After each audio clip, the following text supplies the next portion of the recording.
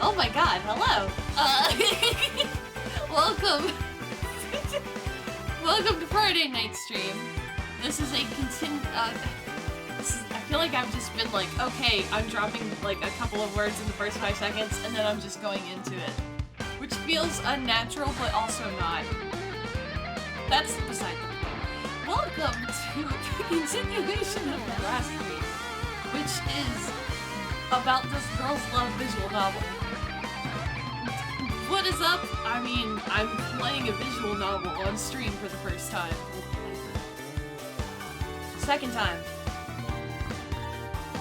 It's the first game. We're starting off absolutely great. So, this is oshirabu, waifus over husbandos. And the name is so fucking goofy, but the name is goofy because the game is goofy because the characters are goofy. If I had to describe this game in one word, it would be goofy. So I went back and I watched last stream and I didn't actually say anything, but I made some like audio changes last stream and I feel like the quality of my audio is a little bit better, but I was also peaking pretty badly. So I've lowered my mic volume and I'm going to try and be a little more attentive to like my space between myself and the microphone when I am doing the voices, because if you were not here last time, I elected to turn off all the voice actors and do all the voices by myself and just do all the reading. Because I mean, like, yeah, I could let the voice actors talk, but then I'd just be sitting here, we would just be reading together. And that's not the spirit of... It's more fun to read.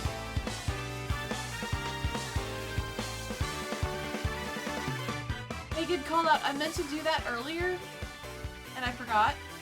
Oh man, we're off to a great start. My bad. Turn it up, actually? More? Oh no, I don't trust you, Toxon. Never mind. Okay, but it should be better. Just let me know if there's any audio finagles as I go on. But I'll give a quick summation if you have any interest in the plot, and we're not here for Wednesdays, and so the brunette is can you see my mouse? There we go. Okay, I had to click into the window. So the brunette is Akaru, and the blonde is Ren. So Akaru is a hopelessly addicted gacha gaming nerd, which I can relate to on a very personal level. And she was in a cafe trying to pull for her husbando wedding gacha because they were doing like a wedding thing, like how Toho Lost Word does with the Fantasy Rebirth. And Ren, like, catches her phone when she, like, she doesn't drop it. She, like, is, like, waving her hands in embarrassment, like, oh, anime. But the other girl was like, oh, it's one of those gacha games. Let me pull for you. And she just does the one tap, and it pulls the super rare wedding husbando. And so she professes her love and proposes to the phone while the blonde girl is holding the phone, completely unaware that there's a person holding her phone while she's talking to it. So the blonde girl misunderstands the brunette, thinks it's a real marriage proposal, and is like, YOLO! I swear to God, she actually says YOLO. Let's hook up, let's get together. Because you find out, like, the next chapter, I'm actually, no, for realsies, a lesbian. And Akaru's like, I literally am only interested in two-dimensional men. She says that out loud. And I remember, why? Anyway, and it's a bunch of antics, and when we last left off, Akaru and her best friend Shino, who we'll see at some point, were at a doujin event, selling copies of a doujin manga for the gacha game that she's been playing, because they both play the gacha game. Shino roped Ren into the situation. Ren came in cosplay and got them a bunch of publicity. But Akaru saw somebody who draws, like, the best doujin of her husbando ever, and is, like, talking to her like, she's professing her love to her, but she's just talking about the dojin. And Ren misunderstands, calls her a thought, and runs off. And that's what happened. That's where we left off. Wednesday. So we're at a fabulous point. Anyway, let's... Oh, wait. I saved auto. There we go. I believe it's number 1 is the correct autosave. Yep, this is the correct one. Also, fair warning, I am doing all the voices. My voice might crack, it might sound ugly at parts. I might say it. I might just refuse to outright say a line because that's happened once or twice. That's just the dice you roll when you choose to watch me instead of someone else. Anyway. So, they're back from the Dojin event. Or maybe this is a couple days later. I'm not really sure. They're not super clear when it comes to, like, the passing of the days. But this is Akuru's apartment, and there are some little signs that you can see that Ren has moved in. Like, the nail polish is the biggest example that I can see from here. Anyway.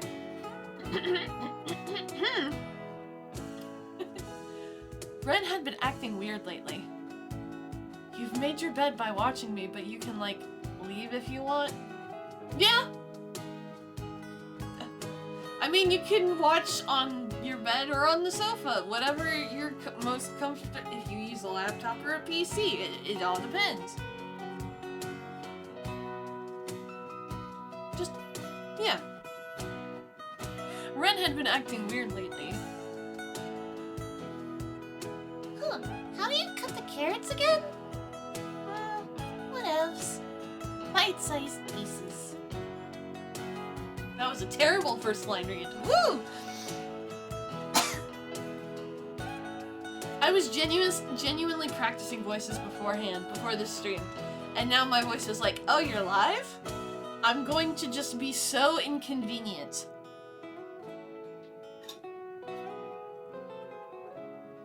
Ren moved the knife energetically, chopping the carrot into chunks. They clearly weren't anywhere near bite-sized, but I let it slide. She tossed onion, carrots, and potatoes into the boiling pot, and a pleasant bubbling sound filled the dining room. Oh, also, another thing. The way that, I don't know if it's due to how it's translated or how it was originally written, but this is written kind of like how I wrote fanfiction when I was in my teens. And I don't mean that it's like bad plot-wise, but I mean it's like the grammar and syntax. Like, the overuse of adjectives is something that I think is a key foundation of teenagers writing goofy fanfiction. I remember last stream, I was starting to count how many times I saw the word sulkily, which was too many to count. Anyway, so I might be calling that out subconsciously as I go, and I apologize in advance. Then she turned her gaze to the water heater panel. The bath! God! With that, she dashed off toward the bathroom. She had probably felt an urge to clean or something. Very weird. Turning on the heat on the unattended pot, I gently stirred the contents with some chopsticks. Staring into the slightly burned bottom, I tried to put my finger on what was different. She's usually not a fan of housework, but I feel like recently she's been overly helpful? Aside from being even more clingy than usual, it was strange for her to demonstrate such consideration. Usually at this time she'd be sprawled on the sofa watching videos on her phone. I finished cleaning the bath! Yeah! Oh, why am I having a hard time today? I swear.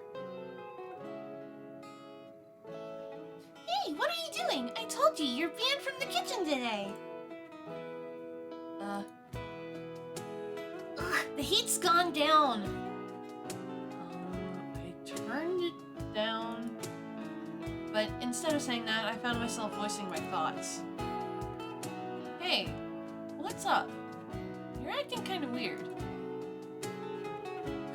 Exclamation point! I could almost hear my question hit her as her eyes widened and she started.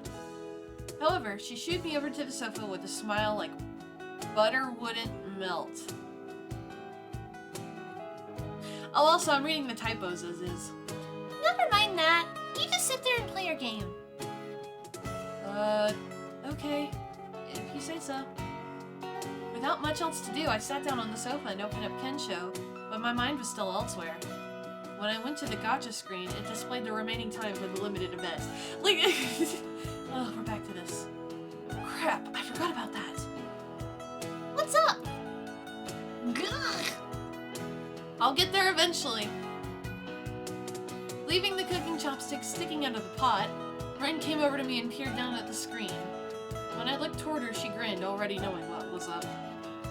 Give it here. I'll pull you something good. Huh? Sure. Usually she'd tease me about it, but Ren seemed oddly genuine today as she took my phone from me. Well, I'll take you up on that then. Oh, right. If you get someone good, then... No, never mind. Here we go. Aw, she doesn't want to do it now because she's like, if you get a good character, you'll spend more time on the phone and less time with me. She seemed like she'd been about to say something, but quickly dropped it. I found that strange, but I was grateful for her pulling the gacha for me, so I decided not to say anything. The sword came down across the screen and the sound effect echoed through the dining room. Oh, so I got this SSR thing? Oh, SSR. She held the phone out to me with a blank look. Yeah, it's like she keeps you know when it's like the limited time drop? It's like, oh, Fiametta, one tap pulse Fiametta. Pozionka and Gabriel, tap once, get Gabriel. Tap the second time, get Pozionka. Like, it's... She keeps pulling the banners and she keeps winning. Gotcha game makers hate her. Like the old Windows internet pop-ups. She held the phone out to me with a blank look. SSR? Did she just say SSR? I'm not going to scream, but that's an SSR from an old event! Amazing! Kohei-kun. Oh no, it's her husbando. That's even worse. Oh, Ren, you've ruined it for yourself, madam. Kohei-kun smiled brilliantly up at me while munching on a dumpling. He looked so cute and innocent. This is how this woman thinks. She's got no spatial awareness either. It's incredible. God knows how much money I've spent on DBZ gacha. In the first chapter of the game, she straight up says she spent 2 months' rent on one banner. I'm like, you need to play a game with better drop rates. Do not play the games where they don't publish the drop rates. Ho, last word. I have a personal vendetta with that one, sorry. But like, play a game with very clearly laid out gacha rates and a failsafe by... Cause like, you know, in Honkai, by 90 pulls, you get the character rare. The equipment banners have like 50 pull walkouts, like, you know what I mean? Oh my god. I've spent a little bit of money. I'm looking at you, current Honkai update that came out yesterday, but, not 2 months rent. That was, I had to take a second to just like reboot my brain after reading that. We're moving on from the husbando bullshit. Good for you. Thank you. This unlocks another special memory with Kohei-kun. So, Akaru, what do? Before she could finish her sentence, a shrill beeping pierced the air. My gaze snapped towards the kitchen. Fire alarm! You left the pot on the heat! The smell of burning drifted up from the pot as I hurriedly turned off the stove. Bits of charred onion were stuck to the bottom. That must be the culprit. Sorry! I climbed onto a chair to reach the button on the fire alarm on the ceiling while Ren looked into the pot. The beeping blessedly stopped. Thank you for only beeping once, game. I appreciate that more than you'll know. It's all burned! Ren's shoulders slumped. I disappeared back into the pot too. If we removed the blackened onion, we could probably still use the rest. Turning it into a curry can mask the burnt taste. Ugh, what a waste. It's okay, we might still be able to salvage it. If you're okay with turning meat and potato stew into curry, I can do that. I mentally ran through the contents of the fridge and shelves. I was sure I could rescue this. But my plan... What plan? Before I could probe any further, my phone vibrated on the table. The amount of cut-ups is silly and nonsensical. The unfamiliar ringtone called out to me loudly. Ren, did you? Her face was a picture of discomposure. She made no move toward the phone. Feeling like I had an idea of what was coming, I picked it up. No, wait! Hello?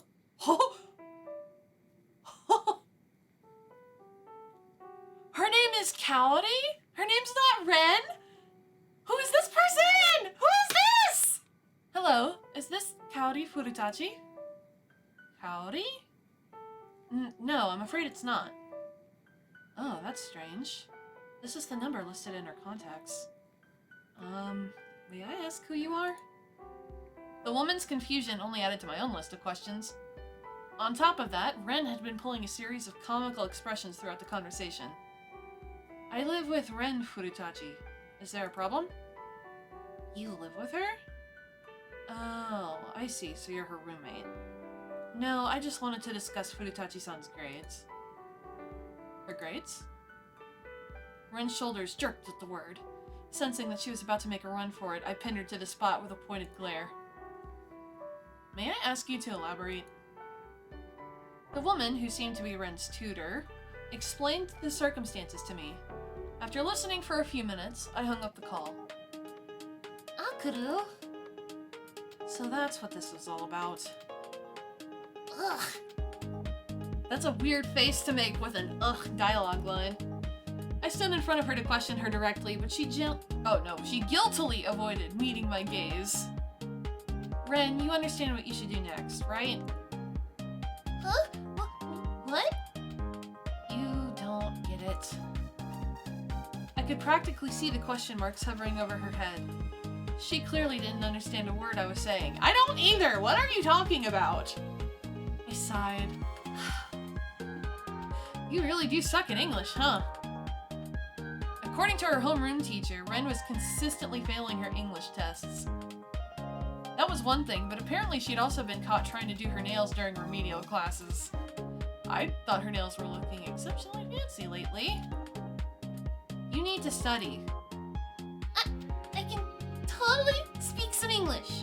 Riri-chan sensei said my pronunciation of I love you and I need you was perfect. This was no good. Ren seemed triumphant about that for some reason. And what else did Riri-chan sensei say? Blah, blah. Oh no, she's terminal. If I failed another test, she'd talk to my guardian? No, I mean... Realizing she'd given herself away, she looked around wildly. Do you see what I mean with the adjectives? Do you get it? If her English teacher had already warned her, why did she let it come to this? If you wanted me to help you, you should have just asked. I didn't think you'd want to. It's my fault too for not noticing you weren't studying. I should have been more aware. This wasn't helping her, and if her grades plummeted after moving in with me, I wouldn't be able to show my face to her real family. As her elder and roommate, it was my responsibility to keep her in line. That's one way to think about it, I guess. So I'll make up for it with some intense tutoring. Huh? Really? How much you want to bet she was failing the tests on purpose for this? Ren looked a little bashful, but pleased. I continued, making my face sterner than usual. We'll start tomorrow, and I'll help you when we're both free, but you have to study by yourself, too. Okay. Not quite convinced by her meek agreement, I went back to the dinner preparations. First things first, I had to scrape out that burned onion. Yay! A one-on-one study sesh! This girl knows how to get what I called it. I called it. Hmm? Did you say something? Nope, nothing at all. She's an odd one.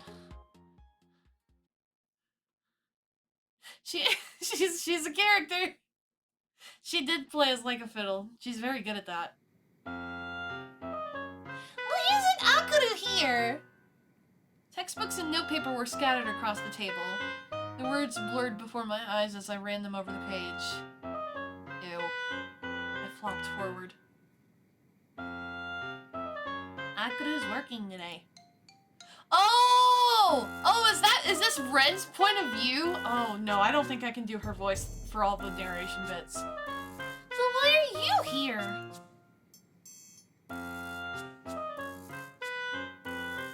Oh no, it is!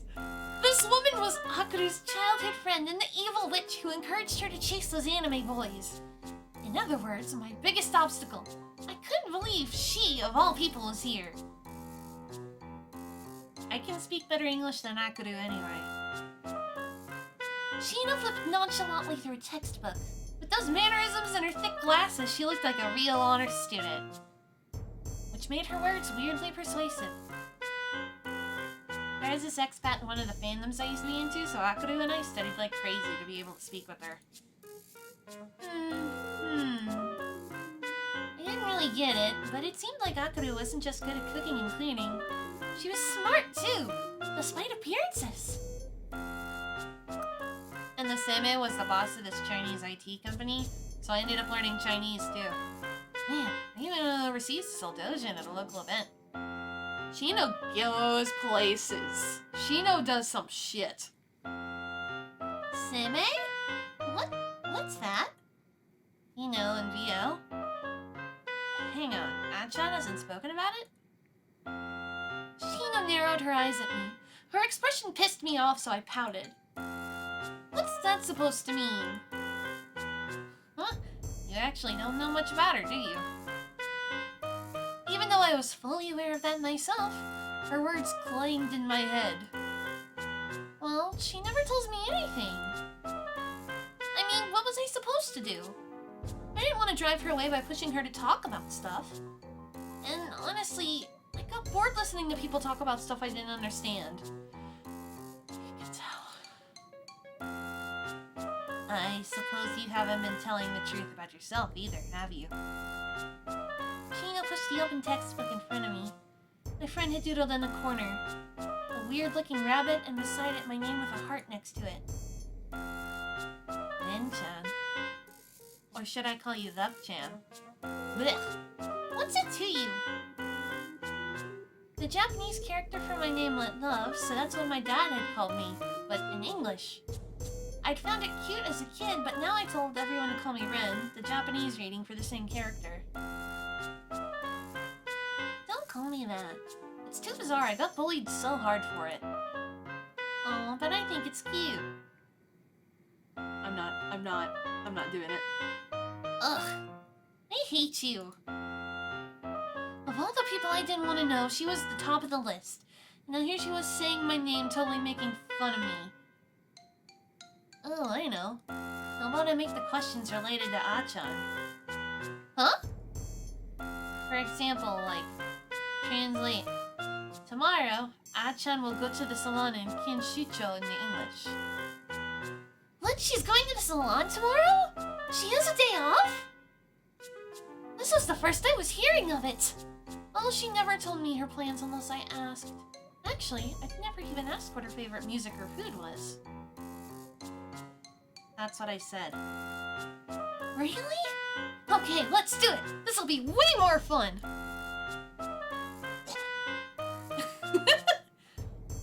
Okay, I'll prep some questions. It's hard to switch back and forth between the voices. Okay.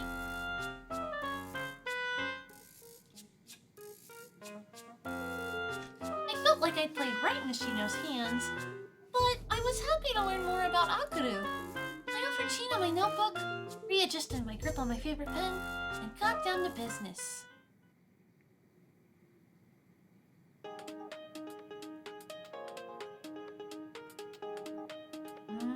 Okay. There are a few mistakes, but I'd say you passed. Yes! Sheena drew a big smiley face on the paper she'd made to test me on what we'd studied that day. OMG, I'm so happy! Thanks, Shino! Pleased by the amount of correct answers on my test, I instinctively snapped a photo of it to post to Twitter later. And you'll learn a bit more about Akuru too, right? Just when I'd been starting to think maybe she wasn't so bad after all, Shino got that teasing smirk on her face again. I'm grateful for that, but I've got plenty of time to get to know her. Maybe you know her well because you're her childhood friend or whatever, but once she's my girlfriend, I'm gonna know way more. Probably. But Ah-chan's too busy. But Ah-chan's too busy chasing her husband with me. I guess. I didn't know how to get Akuru to fall for me, other than continuing to tell her how much I liked her. There was also the seduction option, but it didn't seem like she was interested in that. I'll manage somehow through the power of love. That's why they call you Rabu-chan. Hey! That got my blood boiling. Oh, I can imagine her just being like, oh, let me at him. But she's like all pink and cute. I leaped to my feet. The chair clattered. I'm home. Ren, are you studying? I heard the front door opening and the sounds of Akuru returning home. I was about to go greet her as I usually would, but Shino's next words stopped me short. Then prove it to me. The power of love. Oh, that's a challenge! This feels awkward. Akuru must have immediately sensed the tension as she looked between me and Shino. I grabbed her by the arm and pulled her close to me. Akuru, get over here! Huh? What's up? She is like a puppy. I swear to God, she acts like one. It'll probably happen. More.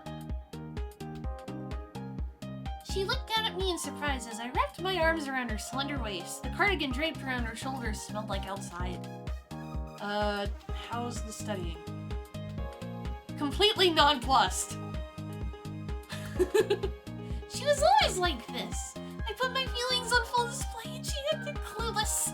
It was so frustrating. I stretched up on my tiptoes to bring my face closer to hers. Tilde, tilde, tilde, exclamation point. I don't know what that's supposed to sound like. Hey, don't. Tilde, tilde, tilde, exclamation mark. But I couldn't reach her. She's speaking the language of the gods. Oh, man. Akuru turned her head away and pushed me back with a frown. I told you to cut it out. Ugh, why should I?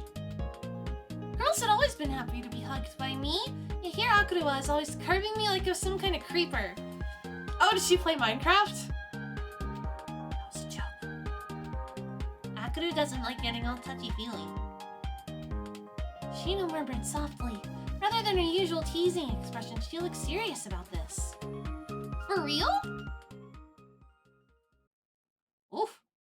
Is that a Minecraft reference? Oh, man. So Akuru was genuinely uncomfortable with everything I'd been doing? You're both clueless! You're both dumb! Oh, but that means you're meant for each other.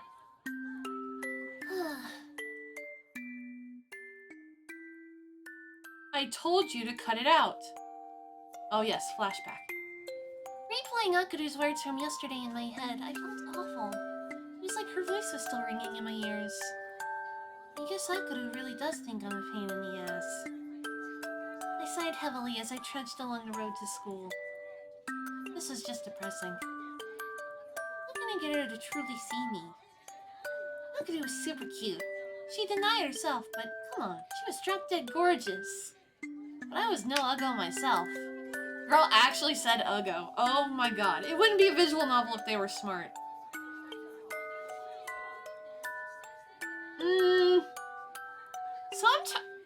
Sometimes some VNs have some smart characters. Not everyone is smart. For sure. Everyone in this one is just...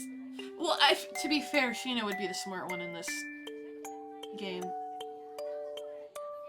Yeah, all the main characters are dumb. Right? I'm a double cutie. Her self-confidence is through the roof. Like, I'm hot. You tell yourself that. Saying it out loud gave me confidence. I'll scoot the mouse out of the way. Hakuto didn't seem to be into girls, but I would make her be into this one. Just watch me. That's awkward. Morning, Ren. Oh, morning. Hey, May, what's up? You seem down. Oh, I wasn't sure how to respond. I was always gushing to them about Akuru, and the idea of complaining about her made me sad. Is it that girl? What was her name again? Akuru? Kinda. Ugh. Satane, how do you always know what I'm thinking? Yeah, something like that. What? Did she do something to you? If she hurt you, we'll take her down. You're a queen, Ren. Goofy. Satane smiled confidently at me. Her eyes sparkling behind her horn-rimmed glasses. Just give the word and the Ren Fudetachi fam will be here to protect you. Oh, that's so weird. That sounds like some shit from Mean Girls. I can't. Oh, thanks, Maze! Okay, I did it. That hurt to do a little bit. I hugged them happily, and the two of them hugged me back. See? Hugging is nice. Not for everybody, you goober. I did. I said bays. Oh, I said it twice now. My god. She is 100% a lesbian. Girls are so soft. I loved hugging other girls. But I guess it's not the same for Akuru. I was still thinking about Akuru. I liked hugging, but what did Akuru like? You know what? I've never actually asked her. I stopped in my tracks and stared down at the ground. I felt like I just had a light bulb moment. It's not the first time she said light bulb moment either. I spoke quietly to myself, out of earshot of my friends. Right. Yeah. Got it. Hello, Aussie. Good to see you. We are playing the visual novel still. I ended up getting such a high score in the English test, even my teachers were shocked. That was all well and good, but...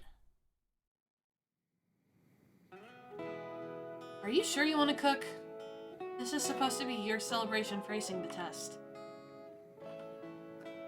Click. There we go. Akuru regarded me anxiously as I rolled up my sleeves, or lack thereof, at the kitchen counter. God, she was such a worrier. It's fine, you sit right there. I bought horse mackerel and breadcrumbs at the supermarket to make what had apparently been Akuru's favorite since she was little. Dried fish. Horse mackerel? Besides, Sheena's gonna help me. I am? Well, I guess if Sheena's there, you should be okay. Akuru nodded her approval. God, she was acting like she was my mom or something. Then after saying something to Sheena, she headed off into her room. So, what do you need me for? You've gotta help me. I don't want to make a mess of it. I sucked at cooking to start with, and the last time I tried to make stew, I totally messed up. I clasped my hands together and put on my sweetest voice. Sheena didn't seem pleased about it, but she shrugged. What's with the change of heart? You told me Akuru didn't like me hugging her and stuff, right? Ever since the day of our study session when I'd hugged and tried to kiss Akuru in front of her. That's just a bad... Regardless of what people like, that's just a bad move in general. I've been thinking about Sheena's words and about what I should do going forward. So I figured I'd try a different love language. Oh no, I'm having flashbacks to education. This is what I'd hit on. The best way to get Akuru to fall for me was to do things she liked. Obvs.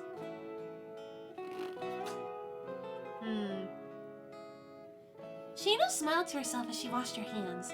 As usual, I couldn't tell what she was thinking, but at the very least, she didn't seem to be making fun of me.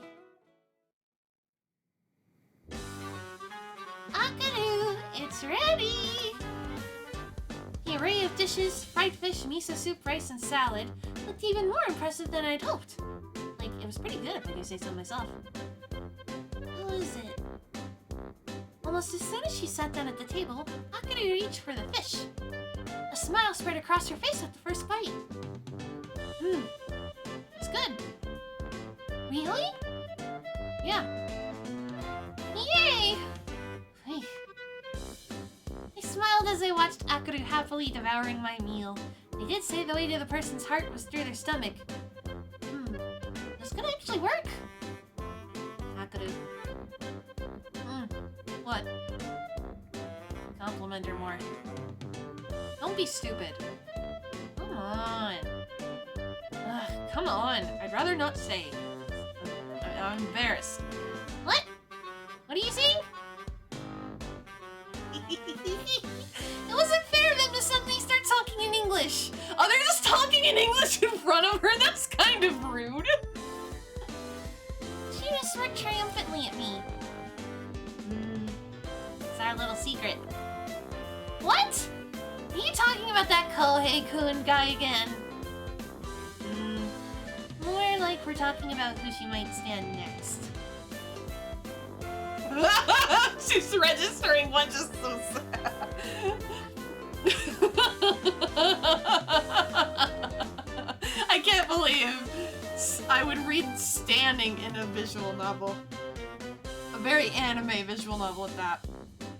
I could have made a snorting sound. I didn't know what the hell she was on about, but this talk of scanning. Are you saying Akaru's gonna be after more guys? What the fuck? Who is it this time? I leaned into Akaru's personal space, trying to pressure an answer out of her. She looked off into the distance. Then she awkwardly put down her chopsticks and got to her feet. Ugh, give me a break! Are you finished, Shino? I'll walk you to the station. Well, if you insist. I'll wash up later. You go ahead and take a bath, Ren. Fine. Akaru grabbed her coat then, still slightly red in the face, hurried out the door ahead of Shino. She totally blew me off. Well, whatevs. After watching the two of them leave, I meekly went to clean the bath.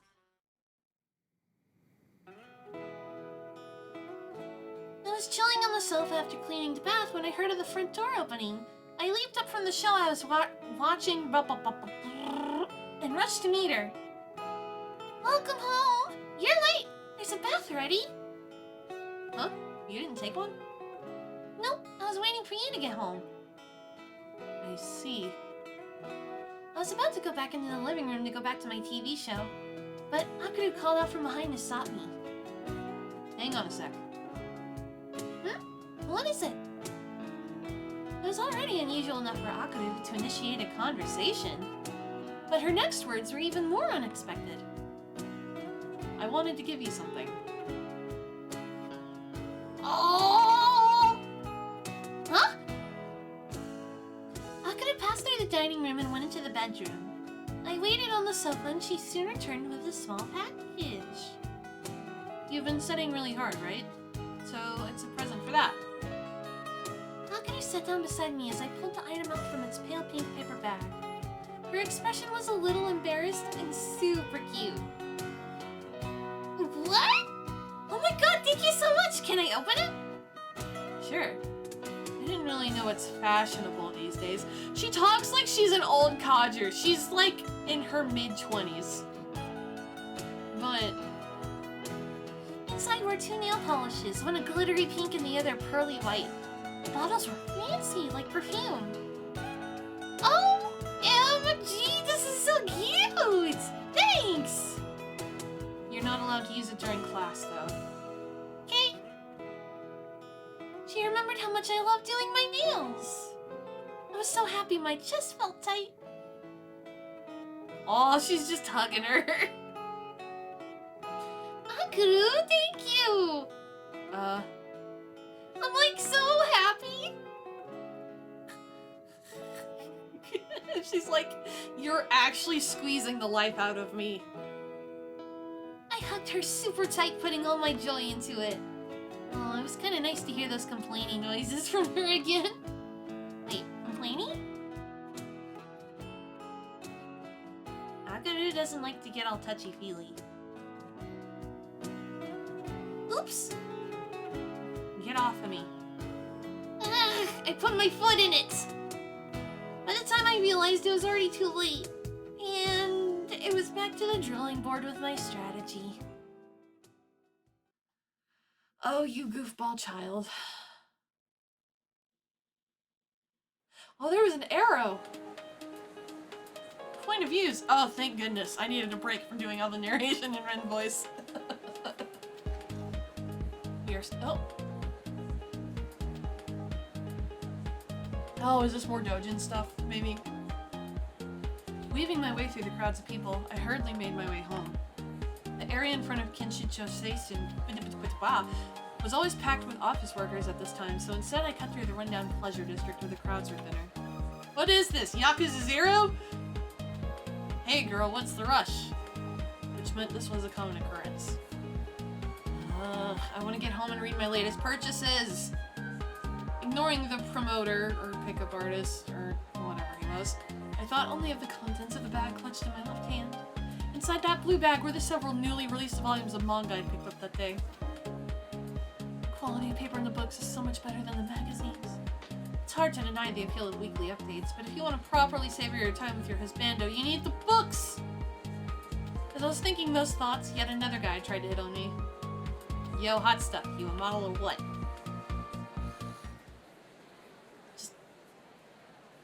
He was blocking my path, and I turned my gaze toward him for just a moment as I made to slip past him. That's when I saw something that made me gasp. Huh? Ren? Oh, what's this? The pretty lady wants to talk? Nice! Ren was skipping along, arm in arm with another woman. The girl looked to be a little younger than me? Maybe 23 or 24? That was a total knockout. No way! Yes way, you smoking hot girl. I swear I seen you in the magazine. Just because they were linking arms and chatting didn't mean it was like that. Then I saw where the two of them were heading. Why do you care? You don't even like this girl. You have not let her get near you. You have not tried to emotionally bond with her at all. You complain about her all the time. A white building illuminated by warm orange lights. Through the glass door I could see an elegant white lobby. In other words... A hotel? The guy jerked with surprise as I grabbed him by the arm and pulled him toward me to hide behind. Huh? Aren't you going a bit fast there? I don't know what I'm doing with the man voice. Fast? What speed are you supposed to cheat at, huh? Sorry. Cheating. My head spun at the word. I couldn't believe Ren of all people would do that. You're not dating, according to you! I'm getting heated. And I keep pressing space instead of, like, clicking with my mouse like I'm supposed to. No, hang on. How is it even cheating? It's not like we're dating. That's what I just said. In fact, Ren being interested in someone other than me should have been the answer to my prayers. Yeah, you have wanted her to leave. I mean, it's not like I like her or anything! She said the thing! She said the thing! She said the trophy thing! She said the trophy thing!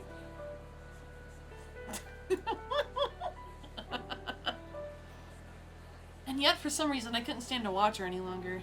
I looked away. This is just my commendable work ethic rearing its head. I'm jealous she didn't pick our hotel. Oh my god, yeah, sure. So, you want to get this party started? Yeah, this is just professional jealousy. An occupational hazard. Okay, time to go home. Releasing the man's arm, I set off walking briskly, as though I could outrun the images in my head. I vaguely heard someone calling for me to stop, but I couldn't find it in me to care.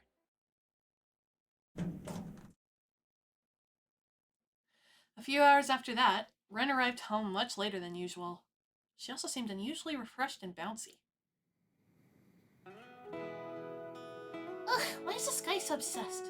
Like, if he doesn't like it, can't he just say no? That's why he's so great. Really? I was watching an anime while trying to calm myself down. Ren was next to me, drinking a soda and occasionally interrupting. want to ask about earlier, but how do I bring it up? Oh, he did. Oh, he did! I like Ren infinitely more. Ren's voice snapped my back to my senses, and I refocused on the screen. There was my husbando. That is Doria. What? You're kidding me?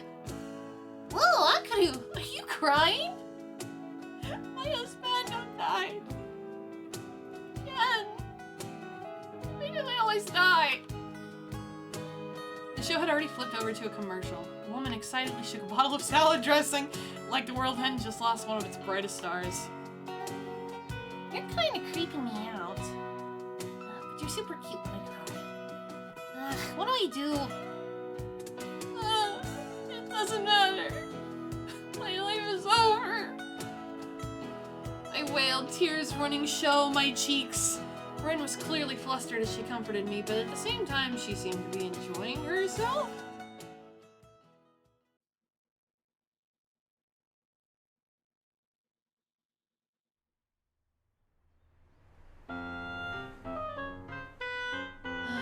After what happened, I couldn't ask about anything about earlier in the day.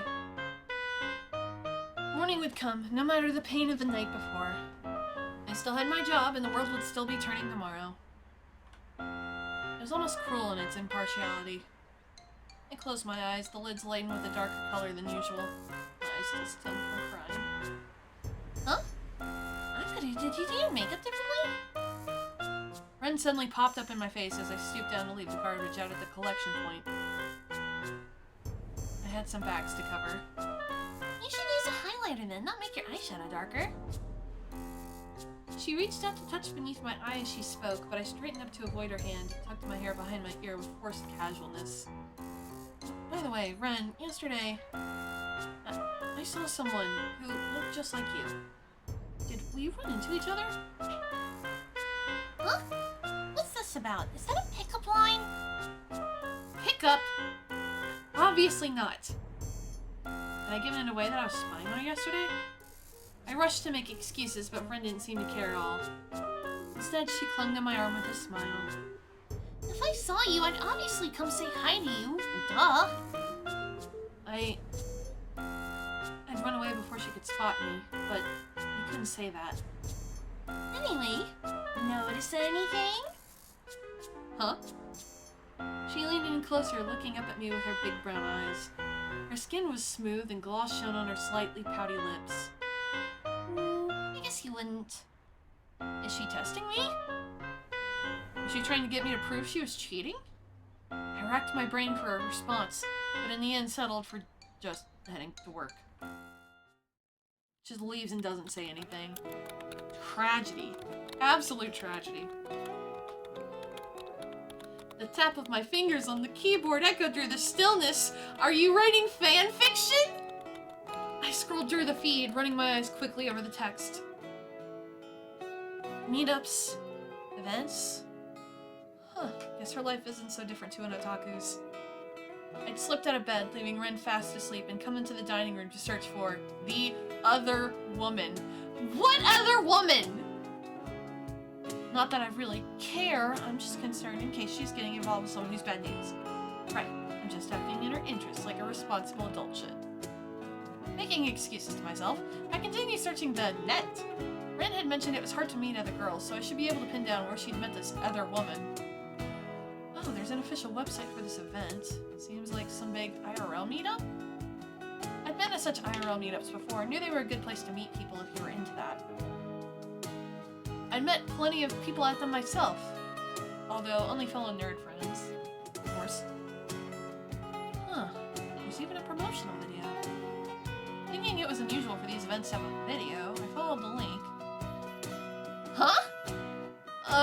Isn't this a nightclub? What's with these outfits? Huh? They're kissing? Oh no.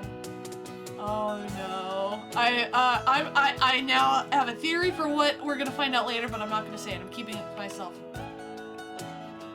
Scantily clad women were dancing in what appeared to be a club. One bikini-clad girl was kissing another's chest. Every scene was new and shocking to me. Hold up. Ren goes to things like this? Some of the girls in the video looked pretty young. Worry bloomed in my chest to think of Ren at such a place. Ren's really cute, so I bet she's really popular. Ugh, damn it! I imagined Ren surrounded by women. It made me uncomfortable, but I could totally see it happening. As I looked into it further, I found that these gay events were generally held in an area of Shinjuku called Nichome. It wasn't far from here. Maybe she met that other woman at one of these events. And if I went to one of them, maybe I would meet her too. That is oh my god. This is like every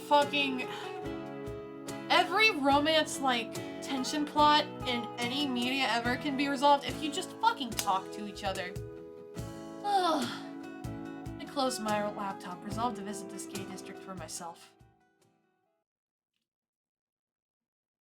This is so weird.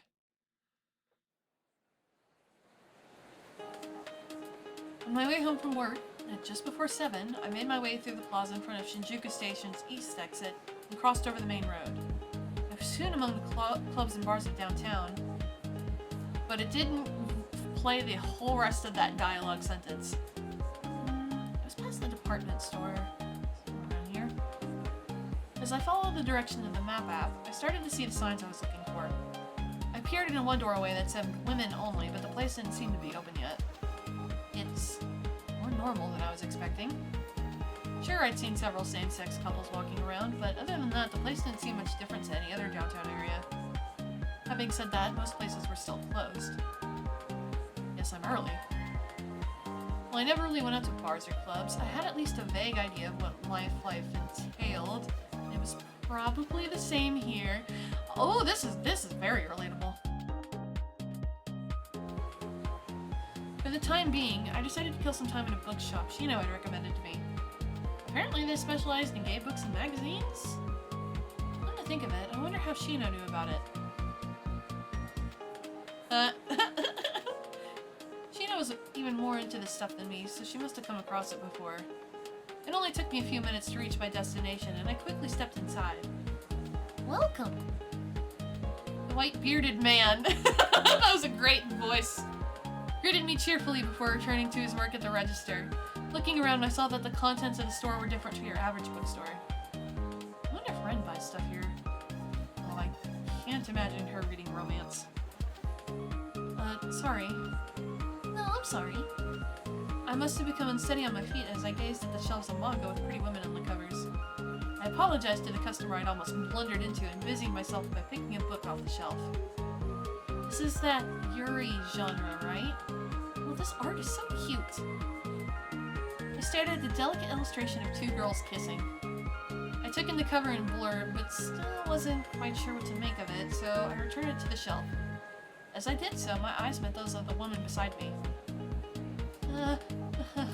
Is it the other woman? It's the other woman! It's gotta be! It's gotta be! Suddenly feeling awkward, I turned and made my way quickly out of the store. Once outside, I stood in the cool night breeze, shoulders trembling slightly. It was. It absolutely was. What was I doing? Turning my gaze upward, I saw the dark night sky peeking through in squares between the buildings, glittering with tiny pinpoints of starlight. Fake. If you live in a large city, you don't see stars. It was beautiful. The sky's pretty tonight, isn't it? Huh? Oh, you were in the store. Startled by the sudden voice, I turned in its direction and recognized the woman from the bookstore. She was around the same height as me, although slightly taller in heels. You caught my eye back there, so I wondered if you were hitting on me. No, that wasn't... Confused, I took a step back, but the woman simply leaned in further toward me. She's way in my personal space. Her eyes glowed under the neon signs. Overwhelmed by the intensity of her gaze, I held her back with both hands. I'm not like that, I cut myself off. I'm normal. Those were the words I had been about to say, but there was something wrong with them. If I said that, it would mean this woman in front of me was not normal. Oh, it's the she had a flashback to, like, she had a random vision of her being married with a baby. Let's get matching toothbrushes. I'll be pink, so I guess maybe you can be blue. Somehow, I felt that word could split mine and Ren's world in two.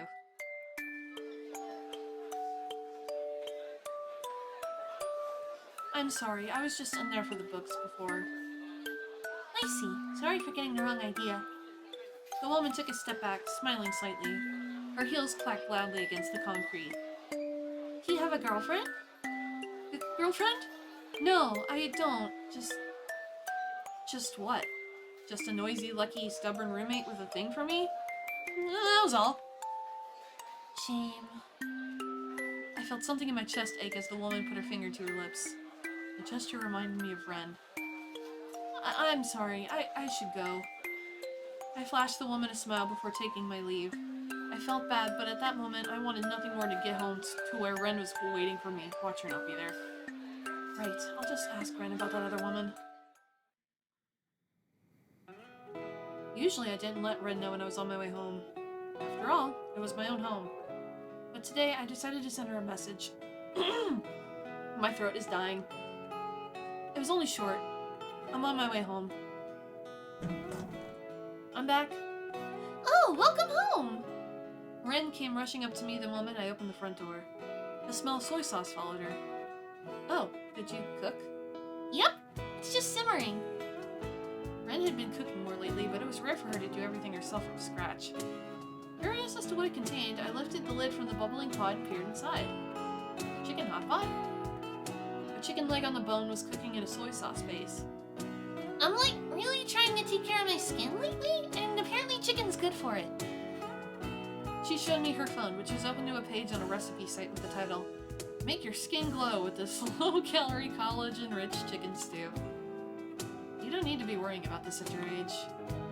You gotta get started on this stuff while you're young, and I'm gonna be showing more skin in summer. Ren explained to me enthusiastically. She was already plenty pretty enough, but it seemed she had her sights set on higher goals. Plus... She paused for a beat, looking up at me. She looked a little annoyed for some reason, and I tilted my head curiously.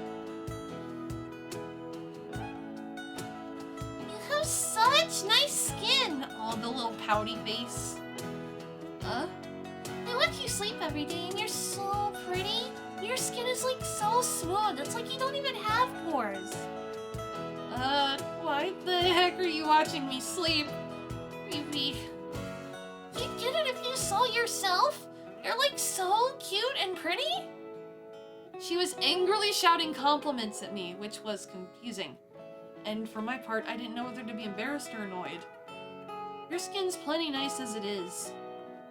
Oh, right. Check this out. I went to the spa the other day. The spa? Yeah, feel. She grabbed hold of my hand and brought it to her cheek, running it over her skin. I felt her smooth skin beneath my fingertips. The sensation must have tickled her because she squirmed slightly. It's all smooth. Sure is. My breath hitched. I quickly pulled my hand back and turned away. I was close. Close to what? I didn't know, but close to something. Yeah. Seems like the spa treatment worked. Hang on. Spa? Something clicked in my head. What spa? It's in front of Kinchocho Station. You know that big white hotel? It's in there. I knew it. That was where I'd seen Ren with the other woman. The alarm on Ren's phone rang and she turned off the stove. What? You want to go? I'll refer you. My friend from middle school works there. She's really good. Say, did you see her there this past Wednesday? Hops. I always go to her. Ren babbled on happily, convinced that I was interested in going to the spa. You know, I think I bumped into her in town that day and we headed over together. Oh, right. To say the mystery was solved would be an exaggeration, but it at least seemed that everything I thought I saw had been a misunderstanding. I should know better than anyone that people go to hotels for plenty of things other than that. Restaurants and spas were a given, and some hotels even had doctor's clinics. So you like going to the spa too, Akaru? Yeah, I guess. I sighed, feeling like all the strength had drained from my body. Ren didn't seem to notice anything as she chatted on. I was always so jelly of my friend who works there. She's like so cute and pretty and nice. Uh-huh. She smiled to herself. I wanted to believe that the slight dejection I felt at the sight of that smile meant nothing. Woof!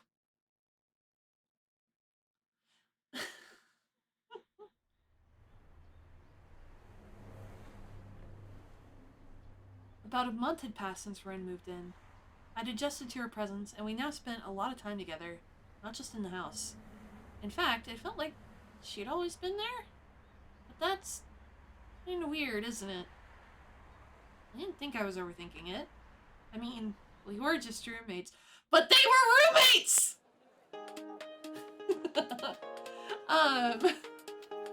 This is a good point. I'm going to take a couple-minute break to let my throat rest, run an ad so Twitch overlords are fed their compliance.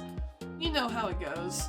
I'll be back in just a short couple of minutes. Yeehaw.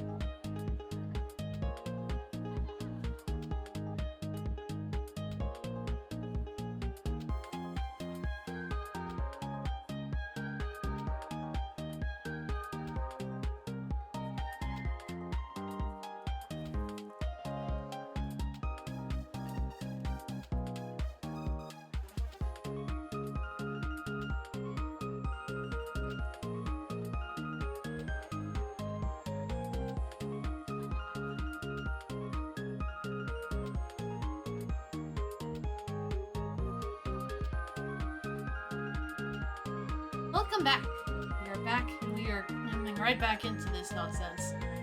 Ugh, it's already booked up. So it is. How about the next showing? Okie dokie. I don't want to waste our date. It's not a date. Stepping away from the poster displaying the movie schedules, I rejoined Ren. Just then, my phone vibrated in my bag. That's what that noise was. Sorry, let me get this. Oh, sure. Putting my phone to my ear, I stepped away for some privacy. A familiar voice traveled down the line. Oh, hey, Shino. Yeah, did you watch Honey Boy last night? Man, that came out of left field. What, really?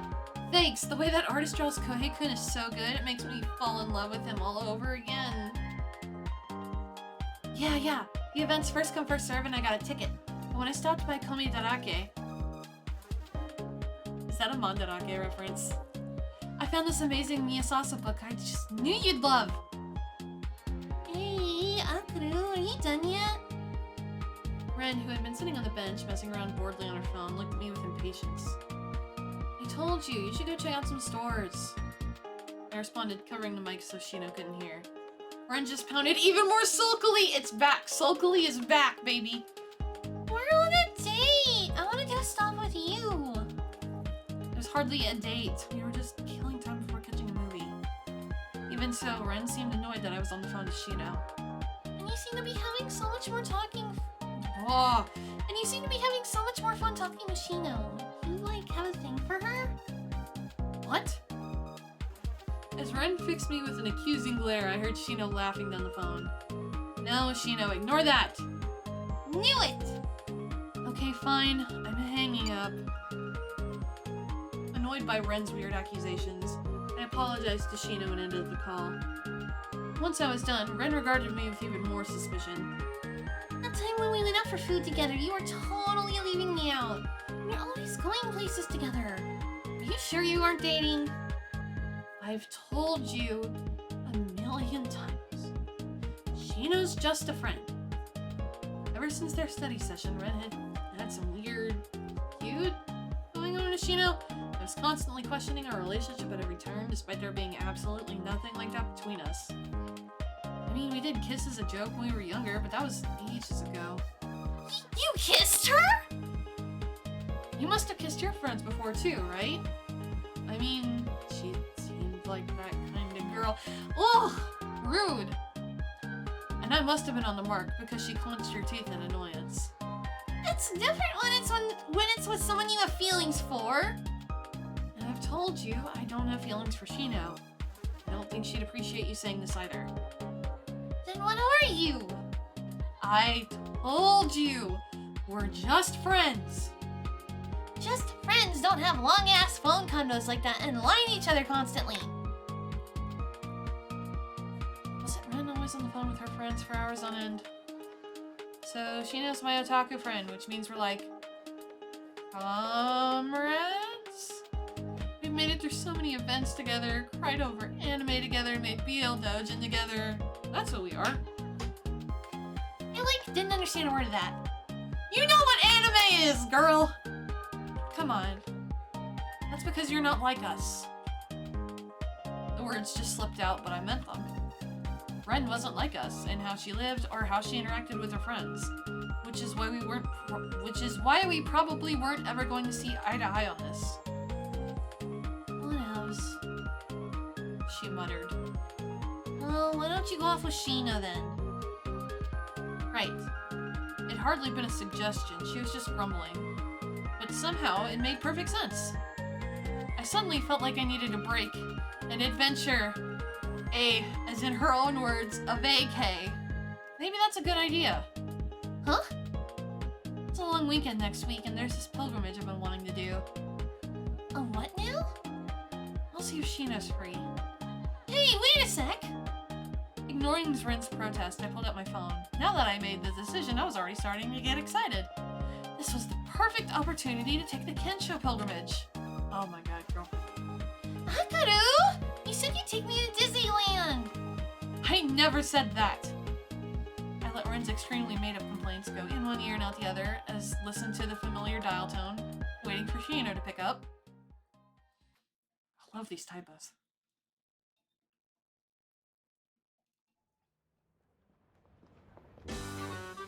This is the street. Wow, it really has all those Jesus statues. Amazing!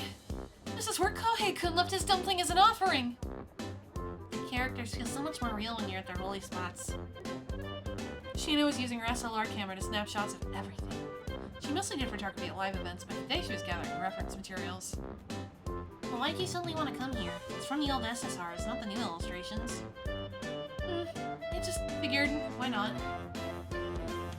I put my hands together in prayer, like Kohei-kun had done in the SSR image. With my eyes closed, I swore I could feel his presence beside me. I'm not reading her husbandos lines. Kohei-kun, no, those are offerings! I reached my hand out in empty space. Kohei-kun would definitely pick an offering off the altar. That cheeky side of him was part of his appeal. I was worried, but it looks like it's business as usual with her. I knew it was the right decision to pick a place with an onsen. I slumped into a chair, my body heavy with a pleasant fatigue. I'd only put the trip together a week earlier, but we'd managed to visit 4 spots from both Kensho and the anime I was currently watching. It had been great fun, and I felt mentally refreshed. That breeze feels good. The breeze blowing in through the window was cool against my cheek, which was still hot from my soak in the onsen. Ah-chan, your phone's ringing. Oh. Sheena's voice pulled me back just as I was nodding off. Picking up my phone from the side table, I saw a familiar name on the screen. Ren? I pressed the accept call button, and a second later I heard Ren's voice. Akuru? Hi! What's up? Is something wrong? I just wanted to hear your voice. I mean, never mind. How's the trip? She chatted like normal, maybe even more excitable than usual, with no trace of the anger and sulkiness she'd displayed before I left on the trip. So you're going to places to feature an anime? Where did you go today? Ren rarely displayed such an interest in my hobbies. Feeling encouraged, I thought back on all the places we'd cycled around that day. First we went to the old Edo-Kyoto highway that's featured in Kensho. Then we went along the school route from Honey Boy. After that, we went to this Shamo chicken restaurant. It's not a holy spot, but it's so perfect for the characters. Shamo chicken was Kohei-kun's favorite thing in the world. Plus, even the crest of the restaurant we visited today fit Kohei-kun to a T. My phone's photo album had been at capacity before I knew it. Maybe you should have cleared your phone out before you went on this trip. That place was so good. I wish I could actually go there with Kohei-kun. I was almost lost in my thoughts when I noticed a strange noise coming through the phone. What was that? Is someone clapping? At the same time, Shino stood up from beside me. I moved back slightly in surprise, but she spoke before I could. Let me on. Huh? Before I could react, she'd already snatched the phone from my hands. She folded her arms, turned her back to me, and spoke sharply to Ren. What could you be up to? Shino? What are you doing? Trying to get Ah-chan's location out of her at this point is a low move, even for you. What? Butt out, Shino! I could faintly hear Ren's voice through the speaker. I couldn't make out what she was saying, but she sounded angry. Hey. If you want to know, try using the power of love. You might want to watch some TV. What's that supposed to mean? Hey! Can I have my phone back? Ooh, you're so impatient, Akuru. You're driving me crazy. I made a swipe for the phone and Shino fell back against the wall. My hand slammed against the wall with a loud thud. Oh no. Nope, it's still not working. Cool, that's fine. You can't just command your people's phone conversations. Oh, she hung up. The phone screen had already gone black. I was going to call back until I noticed the tiny scratch on the edge of the case and my hand froze. He scratched the case! Oh, I only have 2 more my Kohei-kun cases left. That's not the right button. Oops. Sorry, Ah-chan.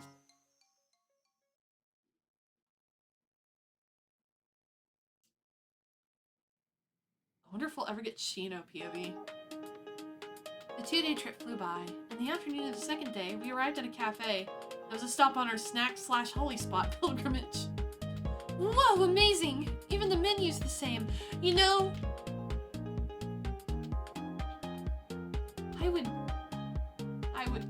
I would also fall to this same tomfoolery if the opportunity arose. I don't think it ever has, but you know, some people who like fucking Seinfeld go to the one diner in New York that was the exterior shot for Seinfeld. It's like a thing. What else is an American privilege, or not privilege spot, pilgrimage spot? Fuck. I mean, I guess the Mount Rushmore, but that's just a statue. It's used as a generic backdrop in a lot of events, so I bet tons of Kensho fans come here. Looking around, I saw that, sure enough, at the next table, 2 girls with Ida bags were enjoying a parfait. Oh, you're right. Seeing the 2 girls chatting over their phones in parfait, I had an idea, or more like a suggestion. Oh no! We are Shino! I think we're Shino's point of view! Ah-chan, wanna share a parfait? Wait a sec. Maybe. Oh no. It is still Akuru, my bad. Wanting to put my idea into action, I pulled out my phone. I hadn't opened the app in months, but now the familiar opening tune brought everything back. If we're here in the Holy Land, maybe the characters will help bring some others home. Oh, I thought you put that Mobage? Mobage? I don't know what that means. I was just taking a break. Right, I'd just been taking a break. It's not like I was bored of the game or anything. Making excuses to myself, I made my way through the screens. It was like coming home. Knock yourself out, but I don't even think the power of a holy spot is gonna make a dent in your bad luck. Don't say that. I feel like this will work. Okay, here goes. Channeling my baseless confidence into my fingertips, I tapped the gacha screen. The next instant, a rainbow effect I'd never seen before in my entire time with the game filled the screen. Huh? Huh? What? Limited SSR? Huh. Shino calmly sipped on her tea, looking disinterested. In contrast, I leaped to my feet, drawing stares from the rest of the cafe. But I was so overjoyed I didn't care. Isn't this amazing? Oh, it's Makoto-kun. Oh, he's so cute. Man, to be honest, I'd kind of got off it since the rhythm game stuff was too hard, and I had to pump so much into it. But I can't believe he's come home now. The power of the holy spot is formidable. What is this, like Project Sekai or something? I don't know. I don't know if that's a gacha game or not. I know it's a rhythm game that I've not played. Right. Power of the holy spot. Man, I can't believe it. I'm so happy. Now that the original burst of endorphins had subsided, I slowly sat back down. Feeling a little embarrassed by my outburst, I tried to act nonchalantly. Oh, man, this is great. I'm so happy. Yeah, this was great. I was so happy. I took a gulp of my melon soda as I continued the mantra to myself. Yeah, it's fun standing and chasing after my husbandos. By the way, how have things with Ren been lately? Huh? My hand reflexively tightened around my phone. At the same time, I heard a noise from the customer behind me, but when I turned around, they quickly hid their face behind the menu. Ah! That's so funny!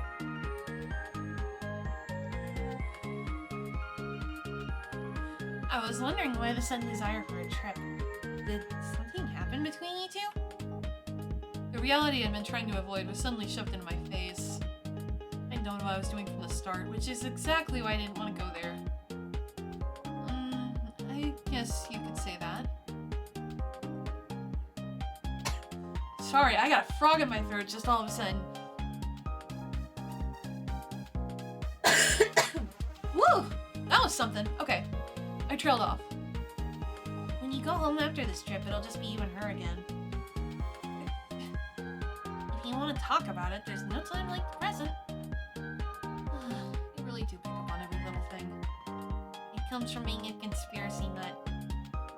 conspiracy nut, huh? When it came to husbandos, I couldn't shut up, but I didn't know where to start when it came to a topic like this. And after thinking it over for a moment, I managed to squeeze out a few words. Well, I think Ren, like, really likes me? No shit, Sherlock. Ah! She said what I say! I say that so often. No shit, Sherlock. You're just coming to that conclusion now? Well, I guess. Although I knew that wasn't entirely true. Are you sure you weren't aware from the beginning? I was. It's just that recently I've started to feel like things can't keep going like this. The background music in the cafe stopped playing! Stop! This is so funny! The fucking coincidences! They pile up! There's too many! In the silence, I felt like I could hear the person that's at the table behind me breathing. Ah-chan. I do think Ren's cute, but I cut myself off. It didn't feel right to talk about such feelings here in the holy land of my husbando. We can talk about this later. Hey, look over there. Isn't that Makoto-kun's seat? That's not... I stood up to get away from the conversation, and as I did so, I heard a voice. In the seat behind me, a girl with shiny blonde hair was peering out from behind a menu. Ren? Ugh, you're just about to spill the beans. What are you doing here?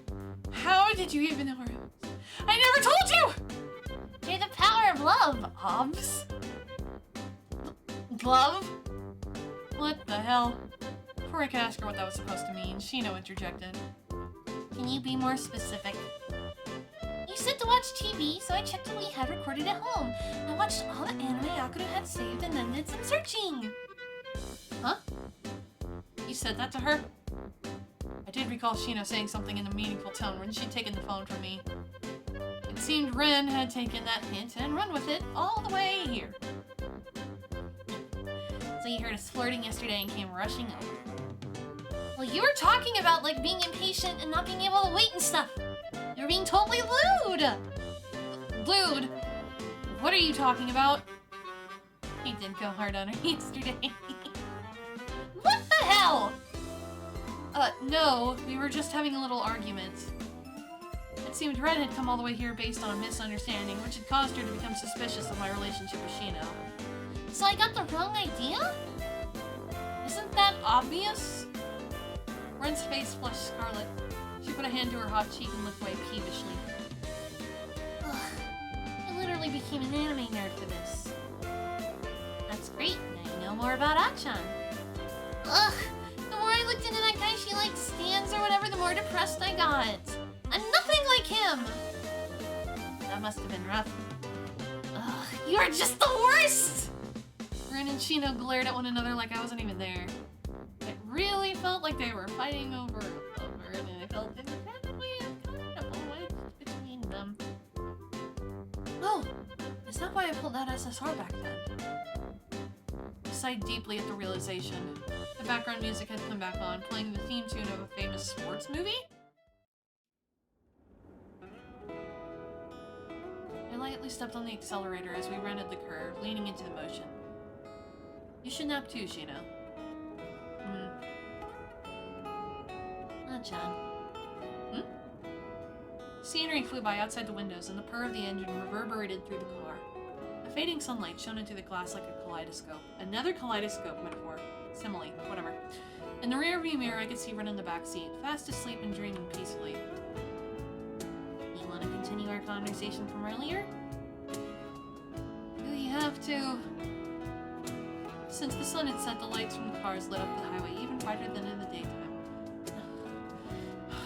Cars don't have their lights on in the daytime! The writing in this one! Now, though, the buildings towering on either side were dark. Do you like Ren? I don't know. That's not an answer. I mean, I really don't know about me or about her. Even though I should. I mean, I'm a girl too, and I was her age once. You were always a nerd, though. Shino lightened the tone, smiling slightly as she watched me. With one hand on the wheel, I reached out for a stick of chewing gum. Shino got there first and handed it to me. Which is why...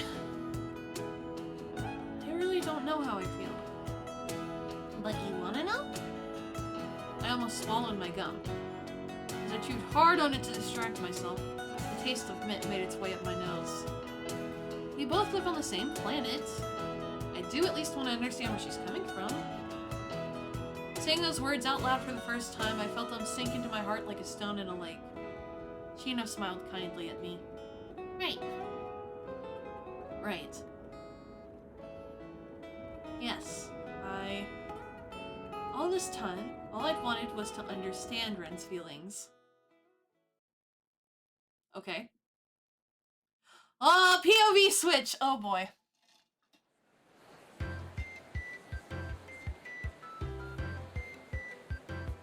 From the side, she was a picture of a beautiful woman. Slim frame, slender arms, and a high straight nose. But when she turned to face me, her expression was thirsty AF. Huh. It's here at last. What is? She sounded serious, even with a dumb, sloppy grin on her face.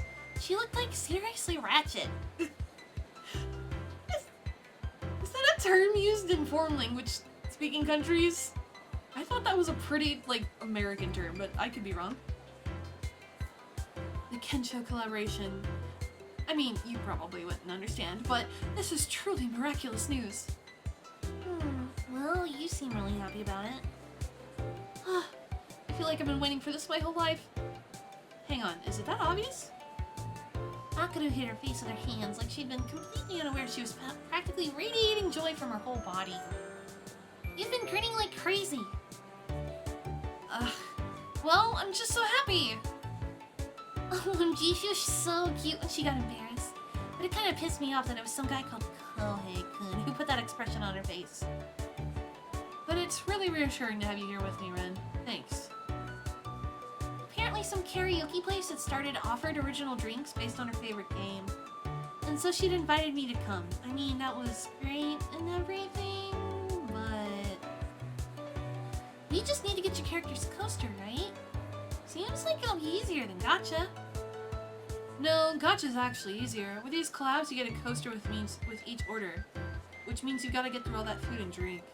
It's actually really draining. Huh. So, go ahead and order as many drinks as you like. I don't really get it, but this means you're treating me to karaoke and juice and stuff, yeah? That made me happy. I didn't mind going around all those manga and anime stores, but this was way more my scene. Well, sure. If you're happy with that, then so am I. I was already walking off and didn't hear her whispered words.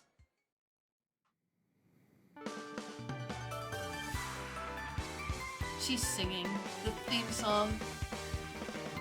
I'm not singing it.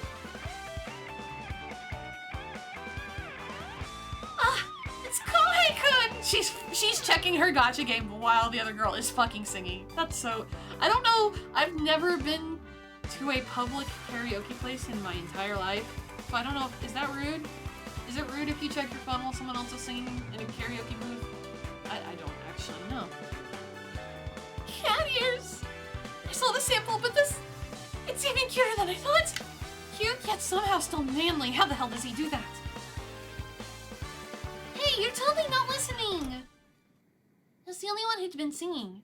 As soon as we arrived, Akaru ordered a drink and a cake and accepted something from the waiter who brought them. Ugh, I'm gonna die from the cute. This should be illegal. My husband was a criminal. Akaru was trembling as she clutched a paper drink coaster in her hand. Her gaze was fixed on the image of the guy on the coaster. Are you serious? Look at me for once! Filled with jealousy, I used the tablet's touchscreen to quickly choose another song and send it. The title popped up on the big screen with a beat. Akaru, listen! When I shoved the tablet at her, she looked at me blankly. You really love karaoke. Huh. I was about to tell at her that it was her I loved, but the song had already begun to play. Oh, this is... Her eyes eyes widened as she looked at the touchscreen. It still seemed like she was looking past me. But I wasn't gonna stop now. I gripped the microphone tightly. I didn't usually confess my feelings so point blank. Get it through that thick skull of yours! She's singing. Clutching the mic, I got to my feet and stared intently at Akuru as I sang.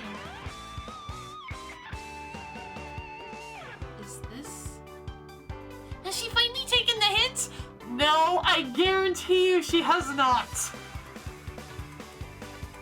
The sound of her voice almost made me forget the melody, but I recovered and kept going. It is... They have my Kawa-kun song with the official video! Wait, does this mean I get to see my husbando on the big screen? Ugh! Ren, just a sec. Can I pick the next song? Just when I thought I'd finally gotten through to her. Yet Akuru was looking down at the tablet, her eyes glittering. Oh, the next slot's open. Akuru added her song. The prelude started to play, but I pushed the big red stop button. Hey, what'd you do that for? The music stopped and Akuru turned to me, looking a little dejected. Even though she was finally looking at me, it wasn't for the reason I wanted. It's so obvious what you're doing. What's this about all of a sudden? It's not sudden! You've been ignoring me this whole time. I was... supposed to be listening? We're at freaking karaoke! If the person singing's having fun, it's not like everyone else has to listen to them.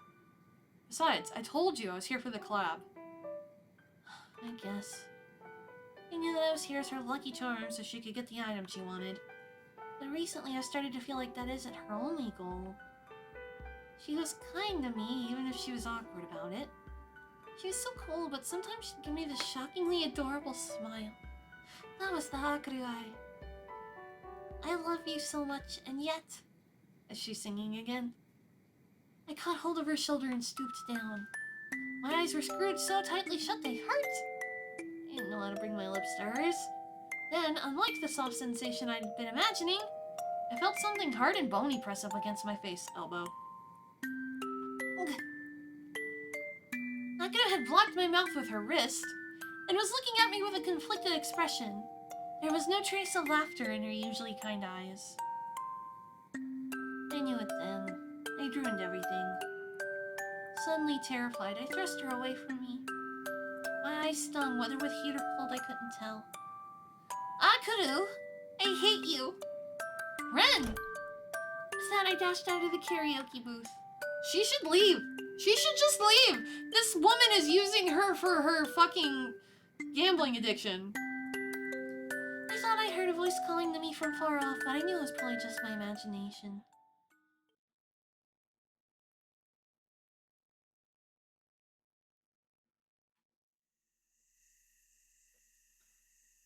The way she looked up at me, her high voice, her beautifully braided hair. When she smiled, I felt myself come undone. Are we sure this is Akuru's point of view? But she... Ren hadn't been smiling then. But it's probably for the best. I stowed the tickets I'd brought from the convenience store into my ticket case with the traditional Japanese pattern on it. Then I laid down in bed, staring at the person-sized empty space on my right. Ren. Stretching out my arm, I grasped only air. When I closed my eyes, several emotions swirled inside me, but I didn't want to put any of them into words. Yeah, forget about it. Gotta work hard tomorrow and earn that money. My voice echoed around the small apartment as I drove everything else on my mind. Tomorrow would come regardless of my thoughts, and I had to work to survive. The husbando was still here with me. The merch at the fan meeting totals 70,000 yen. Ugh, gotta earn. I shouted toward the many Kohei tapestries hanging at the foot of my bed. He looked back at me from the images, smiling as happily as ever.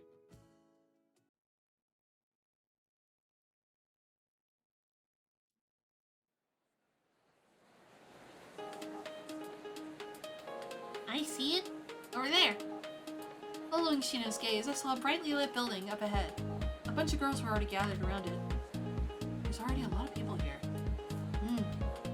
Hey, doesn't that person look like a Kohei-kun stan? So she does. I feel kind of emotional. I've never seen another Kohei-kun stand in the wild before. Amid the crowd of girls with badge-covered Ida bags, I spotted one covered in Kohei-kun merch. I was pleased to find a home comment. Man, anyone who understands Kohei-kun's appeal is alright in my book. Some people hated when others stand the same character as them, but I thought of it like this. I loved the Kohei-kun who lived inside of me, and she loved her own Kohei-kun. That's a healthy way of thinking that a lot of fans should think. Is this a Yuri game? It's GL, but I don't know. It depends. Some people think Yuri is 18 plus, some people don't. Yeah, it's girls love, but there's like nothing in it. There's no NSFW anything. The most is like lewd jokes, but yes. Cool. Some people hated when others stand the same character. Play MLM instead. Eh.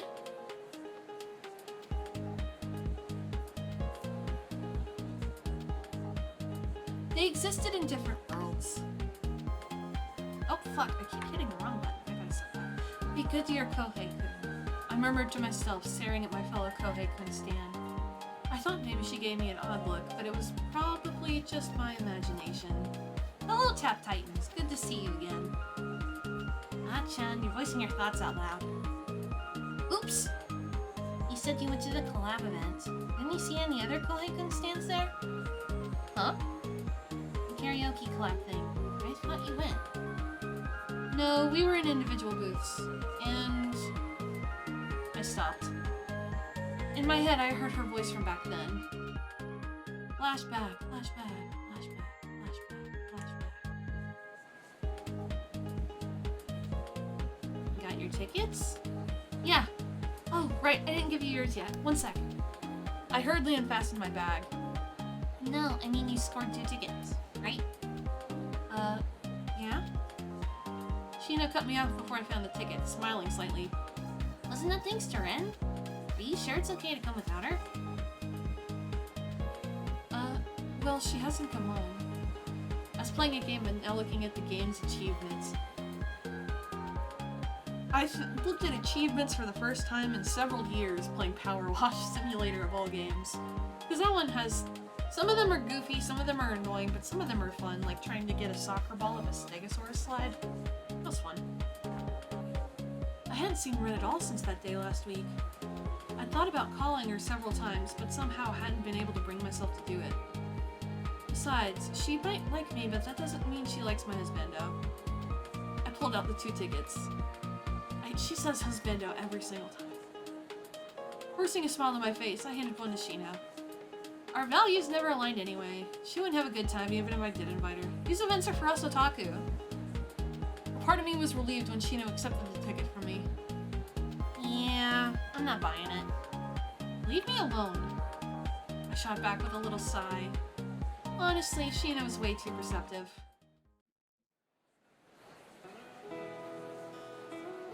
OMG! Kohei-kun was amazing tonight! I carefully made my way through the ticket gates at the station laden down with bags. I'd spent half a month's rent on merch at the fan meeting! Oh, poor financial decision. Your name is Akuru. Oh my god. Oh my god. Started playing for the story in the outfits. Honestly, you're sounding like our main character in this, but for her it's only gacha games because she's got a severe gambling problem. The bags were heavy in my hands, but I'd be damned if I dropped them. Hearing him live was insane. I felt like my eardrums were being cleansed by his dulcet tones. His dulcet tones? What the fuck does that mean? I love him so much. I want to marry him. This game is so silly. Ah-chan, you're being really loud. Oops. I've got to be more careful. I'm starting to look like a weirdo again. What if the police stopped by thinking I was on some kind of drugs? They might not let me go home. It might confiscate my sandwich. But there's something nice about the Edo group. Sengoku Rahen is a pretty heavy setting, so it's hard for them to inject any comedy. Sheena commented as we discussed our thoughts on the event. It had mostly been a live reading and talk show, and Sheena had seemed most enamored by the reading. You know, mostly just reading, but it's a shame the swordplay was so lackluster. The plaza in front of the station was bustling with people. A bus pulled into the depot and a gaggle of laughing girls piled out. Hey, you listening? Oh, sorry. Ah, John. You might not have realized it yourself, but you've been off all day. Sheena stopped in front of the entrance to the subway. It looked like she was planning to head home, even though we usually ate dinner together after events. You're going home already? She gave a vague answer, which I didn't know how to respond to. So I just stood there in silence. Well, looks like your escort's arrived. There was a mischievous tinge to her tone as she looked at something over my shoulder. Huh? See you at work tomorrow. Sheena was already hurrying off before I'd had a chance to turn and see what she was looking at. Then my eyes widened at the figure that had appeared in front of me in her place. Hey, pretty lady. You on your own? Ren. Jesus Christ. Ren? I didn't expect Sheena to be so considerate. What are you doing here? You went to that event, right? She put her finger to her lips as she spoke. She must have looked at the event and come to wait in front of the station for who knows how long. Avoiding giving me an answer, she continued on.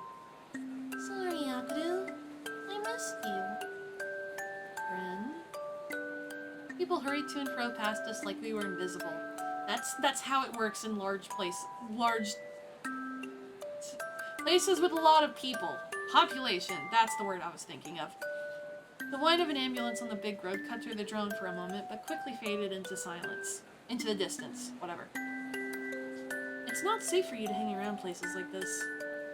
I held out one handful of bags as I admonished her. Did you carry these? You sure? Her expression was confused, but at the same time, ever so slightly hopeful. I felt like I was giving candy to a little kid, which made me feel a bit awkward.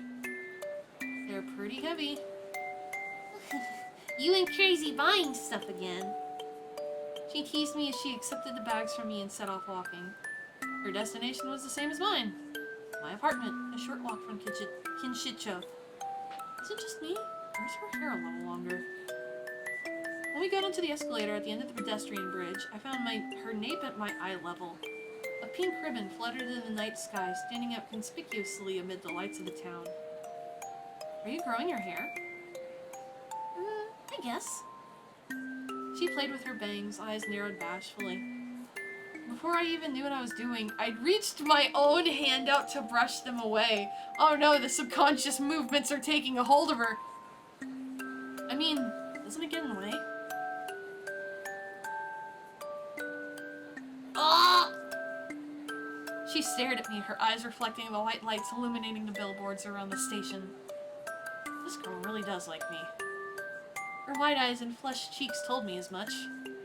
I'm sorry for being mean to you back then. She laid her hand on my left arm. Her fingers were cold and trembled ever so slightly. I like you, even if you don't feel the same way about me. Yeah, I know. So fucking rude. But I hate the thought of you forgetting all about me. Tears shimmered in her eyes before welling up and sliding down her cheeks.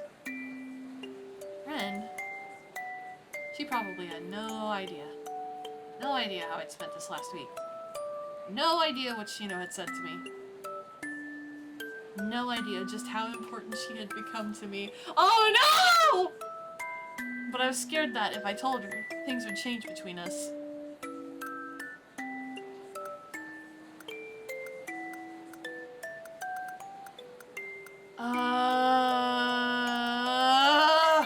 What do I... I'm picking the cheesy option. I'm always gonna pick the cheesy option. I love the cheese. When it comes to the romance, I love the cheesy shit. Give it to me. But I wanted to stop her tears. Huh? Akuru? Her sweet scent surrounded me. I nuzzled my cheek against her hair and my lips brushed her ear. You don't understand me at all, neither do I! I so do. I mean, sure, sometimes I can't tell what you're thinking. Well, most of the time, but... Nani? Oh! Thank you for this resub Talk-san. It is romance. It's so cheesy. I'm cringing, but I'm cringing in like a good way. I don't know how to explain it. That's just how I feel whenever I play a romancy VN. Oh, the sound effect's broken! Oh, I know why it's broken. I have been appropriately bonked. I know why the sound effect's broken. I was rearranging files in my computer, and I moved some of my audio sound effects, and I bet that's one of them that got moved, and I haven't rerouted it yet. So, that's a thing I will fix right after this stream ends. Although she argued back vigorously, she stayed meekly in my arms. I timidly wrapped my arms tighter around her, deepening the hug. But I don't really understand you either. Oh, she's not great with words. And she's a weeb. I find her to be a very relatable person in those two aspects. Yeah, you don't get me. Everything was soft and warm, except for the cool night breeze. That's because neither of you have sleeves! Her breath tickled my neck. You have a turtleneck on!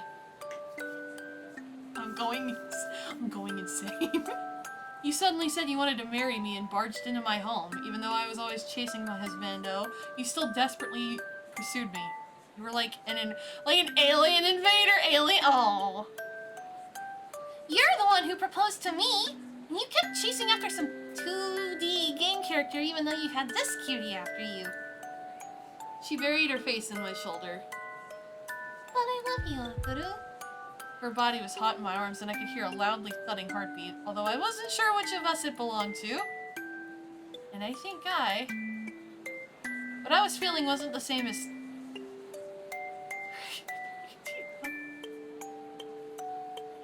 Pretty love for 2D obsession. The fucking... bikinis and swimsuits. Good luck getting the outfits. I hate games that are like super like they're outfit heavy and then the outfits are a pain in the butt to get. That's always super frustrating to me.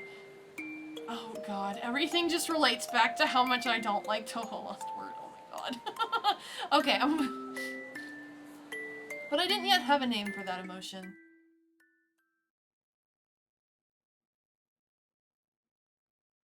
They've taken a step. They've taken a big step, I think.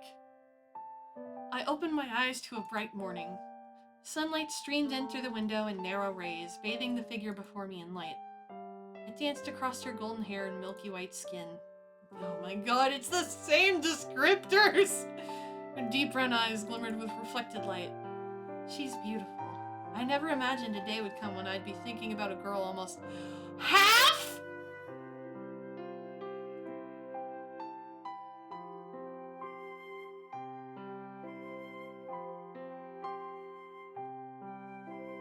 Okay.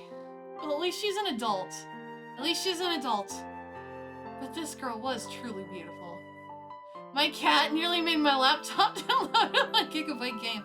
That's funny. Ren? I gently brushed her warm cheek with my fingertip. I closed my eyes, savoring its softness and warmth. Akuru, I love you.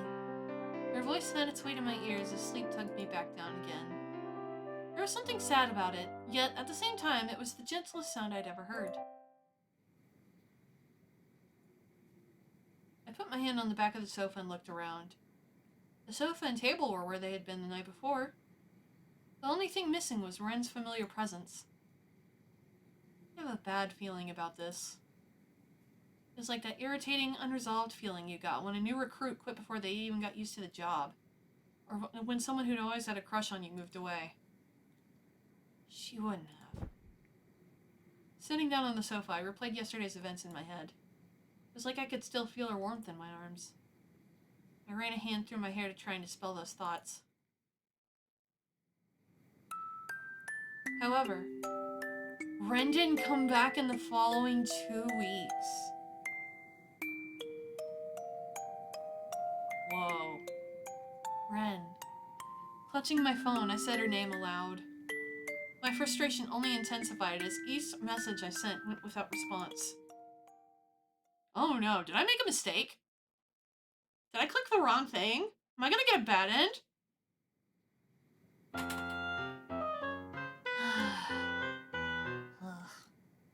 Sinking into a folding chair in the break room, Shino and I heaved matching sighs, which echoed around the almost empty room. We clearly don't have enough staff. It doesn't end with check-in with these people. Someone definitely made a mistake with the roster. And we still have to change the sheets every day, even when they're staying multiple nights. It wasn't just me. Shino seemed run down too. Despite being in the off-season just before summer vacation, the hotel was fully booked. And thanks to all the staff who were taking their summer break early, those of us left were rushed off our feet. Ugh, this is why I hate conferences. Due to its prestige, the Imperial Aso Hotel is often used by governmental organizations and various other businesses for their conferences and training courses. Woo, we don't care. As well as using the halls as the venue, they would often put their people up in our rooms, which meant that those of us in customer service were kept busy too. Where did my mouse go? There it is. Oh, did I click something stupid? I don't think I did. Okay. I think it's some kind of National Dance Committee conference? Right, makes sense. That intro was full of men and ladies in fancy kimono. They were a real handful. There were a lot of hard-to-please customers in this demanding industry, which made it more of a mentally than physically draining job. I can imagine. Oh, but I saw this guy wearing a mustard-colored kimono that would look amazing on Kohei-kun. So that cheered me up. Huh? That's totally his color. Right? Ugh, I want to see Kohei-kun wearing it. I opened up the Kensho app to try and distract myself from my fatigue. Kohei-kun smiled out from the screen with an appreciative I felt better already. Oh, right. I haven't asked about stuff with Ren recently. So, how did things go down? Well, I think I deserve to know, don't I? her gaze felt almost painful as she leered at me. The busyness of work had distracted me from thinking about it, but I couldn't avoid Shino. What? She hasn't texted you once? She's always on her phone. Her shocked cry rang through the break room, causing the hall managers to glance our way from where they'd been chatting at a nearby table. Shino, keep it down. Right, sorry. I see. Shino apologized and lowered her voice, then fixed me with a searching stare. I was sure you'd confess to her or something. Well, I couldn't exactly say I hadn't. Excuse me? I'd intended to convey my feelings to her in my own way, but perhaps Ren had just taken it as me trying to repair the friendship? But it's probably for the best, right? The fan meeting's over, and there won't be any more events you'll need her luck for a while. You're probably right. Or was there another reason you wanted to keep her around? Eyebrow raise? My heart thudded loudly at her words. I shook her head vehemently. I shook my head. I shook her head. I grabbed her head and shook it back. No!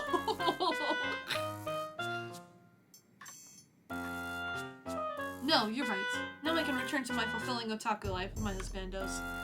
Thinking about it, I hadn't been myself lately. With Ren gone, I rattled her head vehemently. It's exactly what happened. I could stay up as late as I wanted, watching anime to my heart's content. That's what I want, to go back to my normal life. Clutching my phone tightly in my hand, I closed my eyes.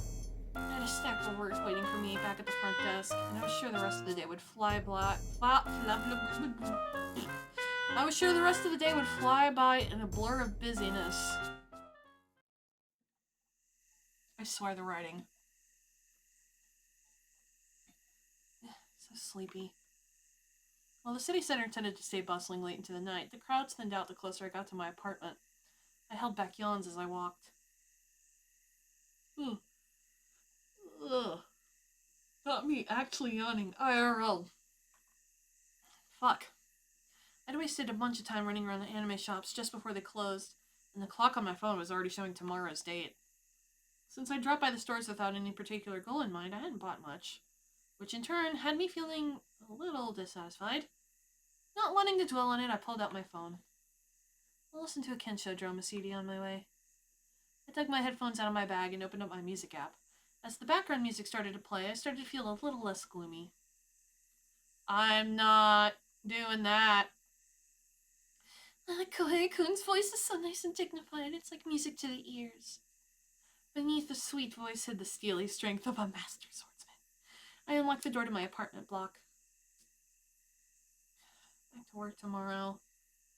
Getting into the elevator, I sighed as I punched in my floor number like clockwork.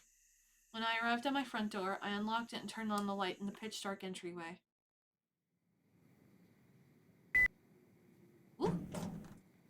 I'm home. I announced my arrival to the empty room as I closed and locked the door behind me with a resounding click. As I headed into the dining room, the voice swelled in my ears. His opponent fell to his sword. Kohei-kun sheathed his. Kohei-kun left the scene after delivering his catchphrase, and I pulled out my earbuds. Silence descended heavily around me. The only sound was the gentle snoring of the refrigerator coming from the kitchen. Flashback. I'm home. I whispered to Noah, my faint voice quickly fading into the darkness. Was my place always this quiet? I'd just gone back to how things were before she'd arrived. I tried to tell myself that, but my chest ached somewhere deep inside. I swear, I feel like I made the wrong choice. Ren, I want you here. As I slumped down onto the floor, I caught sight of her nail polishes lined up in front of the TV. I noticed that none of the ones I had given her were to be found among the colorful bottles. She's not one to let something like that go.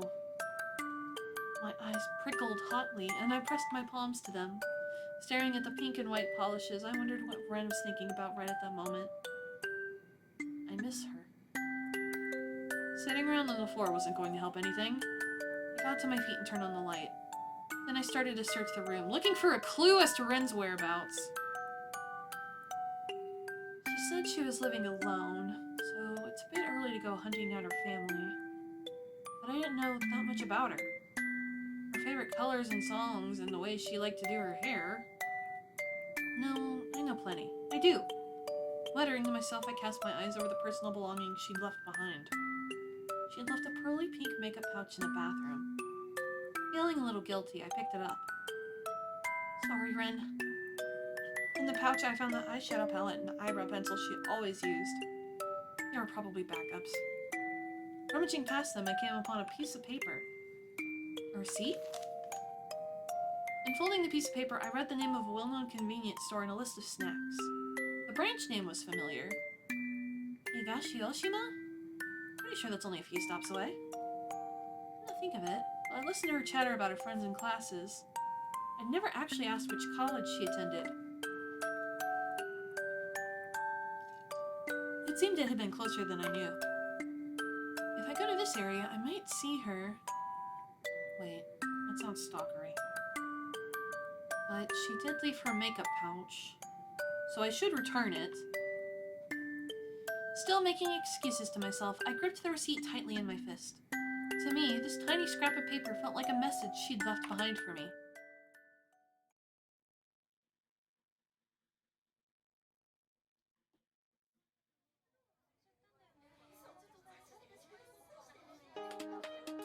Morning! Hey! In a residential area, a short walk from the station, I spotted a group of girls in pink skirts and colorful sweaters and hoodies. I searched the group for a familiar figure. Friends, not here. I watched them intently from the shadow of a lamp post, like a fucking cartoon character, but I couldn't see anyone who looked like Ren. I'd figured I'd be more likely to meet her in the morning, rather in the evening when people headed home at different times. So, on a day where I had a late shift, I'd come over before work. Do I seem like a creeper? Yes, you do. Can I help you? Crap. A woman who looked professory was regarding me suspiciously. Beneath her accusatory stare, I forced my best customer service smile to my face. No, I was just... Seeing the girls really took me back to my own school days. Sorry for loitering. I tilted my head innocently. This is intense! But it is true I'm feeling nostalgic, so it's not like I'm lying. I prodding you. Not at all. You're just doing your job. Oh, not at all. Oh, see you later? Yes, see you later? Looking down at the ground, the woman walked briskly away. I got the feeling she was used to being teased by her students. For the time being, I let out a breath of relief. Since I'm here, I might as well ask someone who looks like they might be friends with Ren. I looked at the group walking past me. 3 girls with their thick black hair, and slick ponytails, who looked like they were in the athletics club, and a plain girl in a long skirt. No, not them. Ren seemed like she'd be friends with anyone, but her besties would probably be someone like that girl over there. Ha! A girl with perfectly curled, dyed brown hair that fluttered in the wind. Her spidery, soot black eyelashes weren't going to be eaten by the day's humidity anytime soon. She was with another girl wearing black-rimmed glasses and a neon hoodie over an oversized shirt. The style reminded me of Ren's. I bet these two know her. It's like giving me life. I need the Xperia summer collection too. Those colors are lit! Yeah, but I'm broke AF, so I need a job if I'm gonna survive the summer. I was about to call out to them, but I stopped when I heard how fast they were talking. What?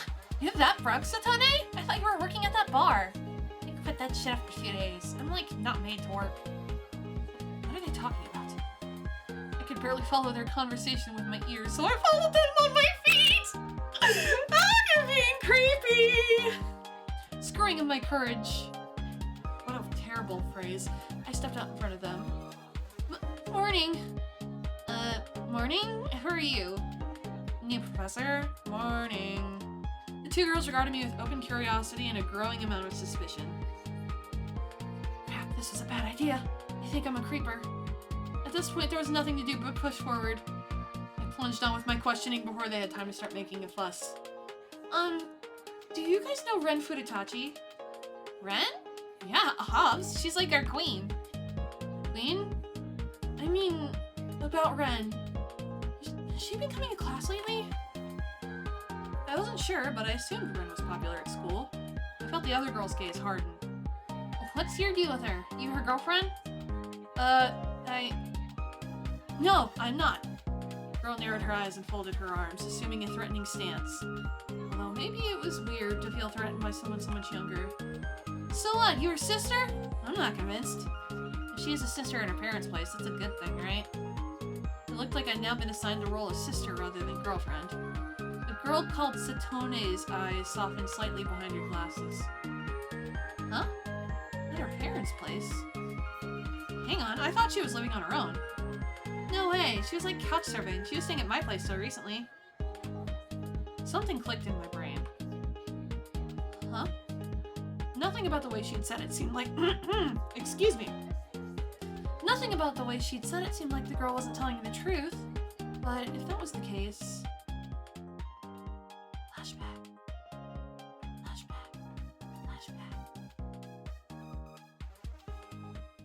Ren had definitely told me she lived alone. Was that a lie? Putting my hand over my mouth, my brain whirled for a few seconds. Ren had a place to live, yet she'd been couch surfing at her friends' places. Why? I racked my brain, unable to understand the reason, but no matter how hard I thought, I was unlikely to arrive at a clear answer. I looked up, ready to thank Ren's friends for their help and leave. That was when I noticed a figure out of the corner of my eye. My gaze started toward it. Ah, Ren. I caught sight of her back several meters ahead as she ran off. Before I could get a word out, my feet were already carrying me forward. Ren, wait! Catching up to her, I reached out to grab her wrist, but she slapped it away. Ow! My exclamation caused her to look back at me for a moment. I grimaced at the pain in my hand. Ren frowned, her mouth a tight line. Indecision swam in her eyes. Ren? I stood frozen in place, watching her receding back. I brushed my disheveled hair back over my ears, my wrist still smarting. Ryuri-chan sensei! Over here! Help, she's harassing Ren! It's you from before! Ah, crap! So you were up to no good! You really had me fooled with that pretty face of yours. No, I'm not!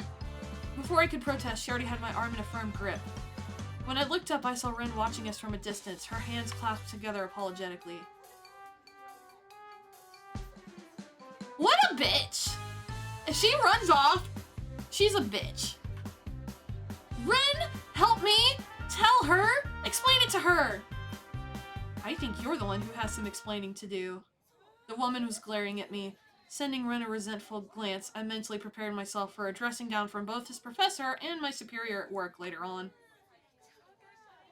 Ugh. After that, I was first lectured on not acting like a creep around students, even if you know them, and was subsequently late for work and scolded by my manager. After all that, I still don't know what's going on with Ren. As far as I could tell, she didn't seem to dislike me. Perhaps she was conflicted too. But just, what was I supposed to do? Thank you for choosing to stay with us. If you could please fill in your name and address here. I handed the kimono-clad woman the form as I gave her our standard spiel. As I watched her filling it in, something caught my eye. Kaori Furutachi? That sounds familiar. Is something wrong? No, my apologies. Thank you very much. The woman, Mrs. Kaori Furutachi, narrowed her eyes at me in a severe expression at odds with her round face. I got a sense of class from her and the elegance of her movements. Now I remember. When Ren's tutor called me, I'm sure she asked if I was Kaori Furutachi. I mentally compared Ren to this woman before me. They should be complete opposites, yet there was something similar there. Furutachi is not such a common surname. Would you happen to be... I cut myself off. Asking personal questions to the customers was frowned upon in my line of work. I can't ask her. But if I could at least secure a little more information... Akuru, don't be up to some shit! My gaze fell on the guest form, where I saw the name of a familiar station along with a more detailed address. I do have information. Mrs. Furutachi was probably here for the dance conference. If she was someone well known, I could look her up and maybe find something out. My colleague here will show you to your room. Feeling guilty, I forced my lips to remain frozen in a smile. I'd been in this line of work for a long time, and it was a while since my cheeks had ached like this. Please don't bother. I can handle my luggage on my own. Before the bellboy could introduce himself, she picked up her small case. From her resolute demeanor, I felt like she'd seen right through my intentions, and I gulped. Of course. Then please allow us to direct you to your room. The bellboy understood my glance and showed Mrs. Furutachi to the elevators in the back. As I watched her go, I let out the breath I'd been holding. Oh, she seems formidable.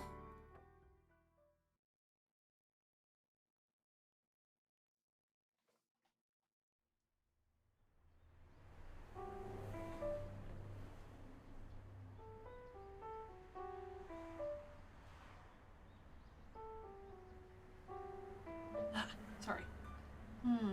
So, what brought on this change of heart? Shino grinned at me as we crossed the plaza in front of the last station on the subway line. I'd never been here before. I could tell from her expression that she was teasing me. Don't be mean. You're the only person I could think of who'd come with me. Well, I'm glad you think of me as such a good friend. Plus, I'm concerned about Ren too. Shino. She wasn't one for displays of affection, and I found myself quite moved by her uncharacteristic expression of emotion. Shino was such a good person. Also, that mysterious beauty in the kimono is an instructor in traditional Japanese dance, right? Seems like great material for a doujin.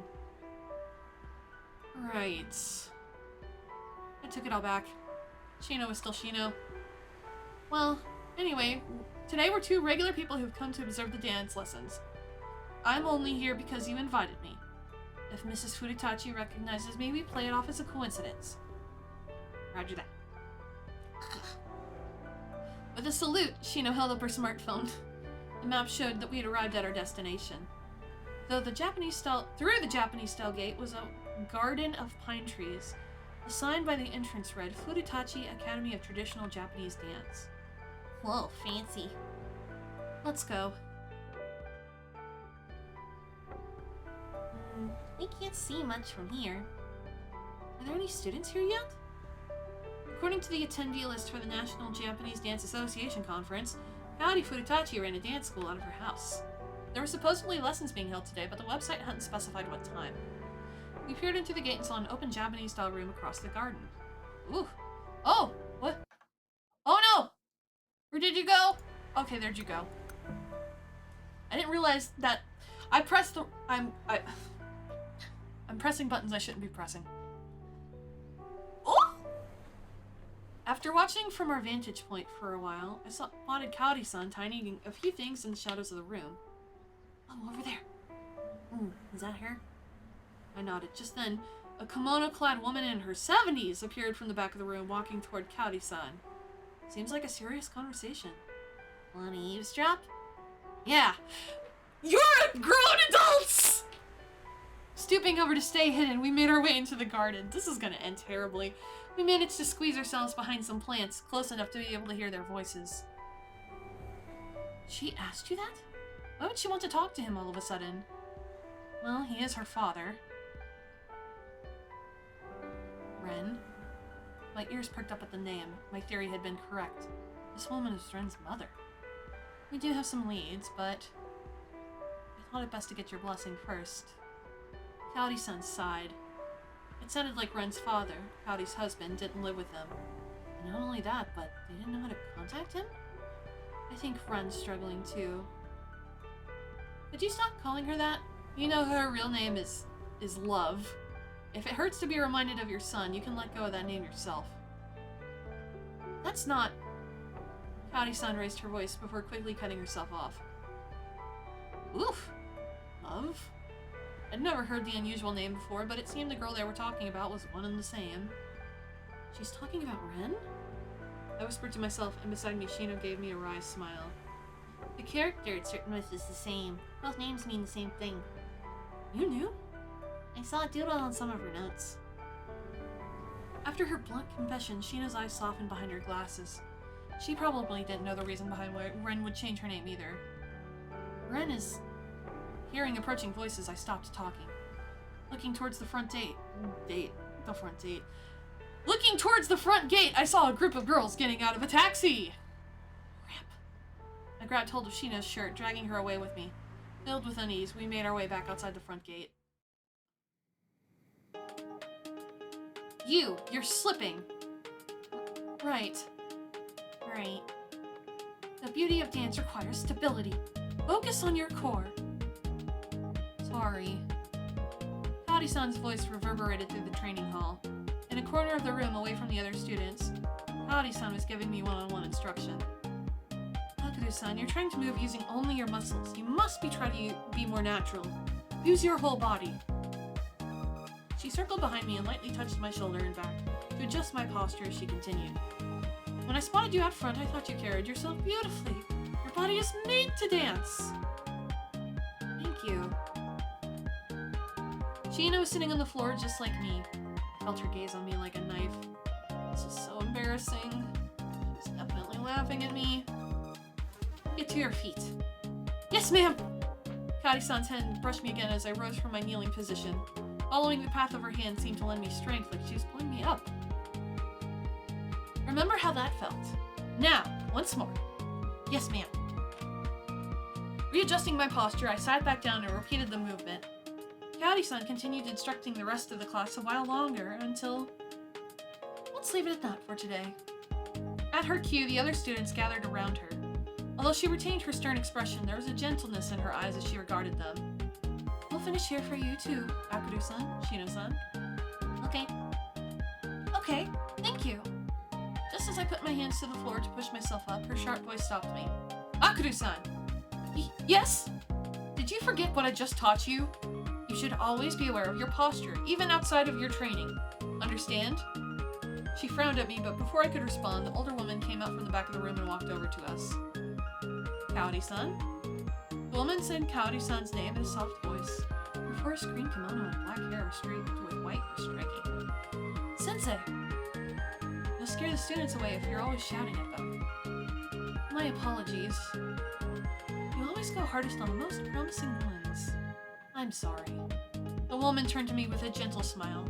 Her clean movements and upright posture resembled Kaori-san's. It's the woman she was talking to earlier. She called her sensei? Yes, I'm sorry. This is the head of the Furutachi Dance Academy, Instructor Keiko. Curiosity must have been written on my face as she politely introduced the woman to me, who smiled in return. Be mother and daughter? In a sense, Kaori-san is my daughter-in-law and a former student, which made this woman Ren's grandmother. Having said that, they didn't look much alike. Ren does take after Kaori-san, though. While their demeanors were complete opposites, they shared the same eye color. Something about their skin. Not in a weird way. My cheeks burned as my mind took up images of Ren in some unladylike positions. I didn't mean it in a creepy way, but... Oh no, I'm not reading that. I'm not reading that. Ugh. Has Ren rubbed off on me? I put my hand up by my face to hide my red cheeks. No one seemed to notice, although Keiko-san gave me a curious look. Take care on your way home, Akuru-san, Shina-san. The two of them stepped out through the shoji sliding door into the corridor. I could hear them talking in whispers, which I strained to hear as I pretended to be busy with gathering my things. Hey, this could be your chance. Huh? Remember their conversation earlier? Ren's probably somewhere in the house. But I can't just... I can sneak around right under Kaori-san's nose. But if I had Shina's... No! No! No! Sorry, Sheena. Buy me some time, will you? Got it. Slapping me lightly on the back, she flashed me a grin. Afterward, let's plan a new Kensho R18 doujin together. Sheena. Feeling like I could cry with gratitude, I headed out to search the house, giving Kaori-san and Ko a wide berth. She is sneaking through this woman's house! She is sneaking through this woman's house! I slid open the paper doors, peering into the rooms along the corridor leading toward the vestibule. Not here, or here. Pushing down my feelings of guilt, I made my way methodically down the corridor. Some of the rooms looked to be for guests, while others were clearly Kaori-san's court. You creep! You fucking creep! Then I came upon a room with a Western-style door decorated with puffy pink stickers. So obvious. Pressing my ear to the door, I heard signs of life from inside. Straightening up,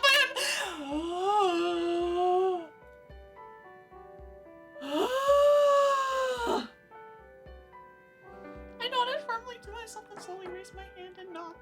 I nodded lightly and held my breath. Ren, are you in there? There was a loud clatter from within the room, followed by the sound of approaching footsteps and nails clacking against the wood. What are you doing here? Ren! Open up! I put my hand to the door handle. I was worried about being caught by Kaori-san, but more than that, I wanted to see Ren's face and reassure myself. It won't open. As I reached out for the door, I heard a click. Why did you run off like that? Tell me what's going on, Ren. I tried the handle, but the door was locked. Ren's silence was making me impatient, so I pressed on. I can't understand if you don't tell me. Is it to do with school? Or your mom? Usually she'd fling the door open and leap into my arms. But all I got from her now was a sad voice.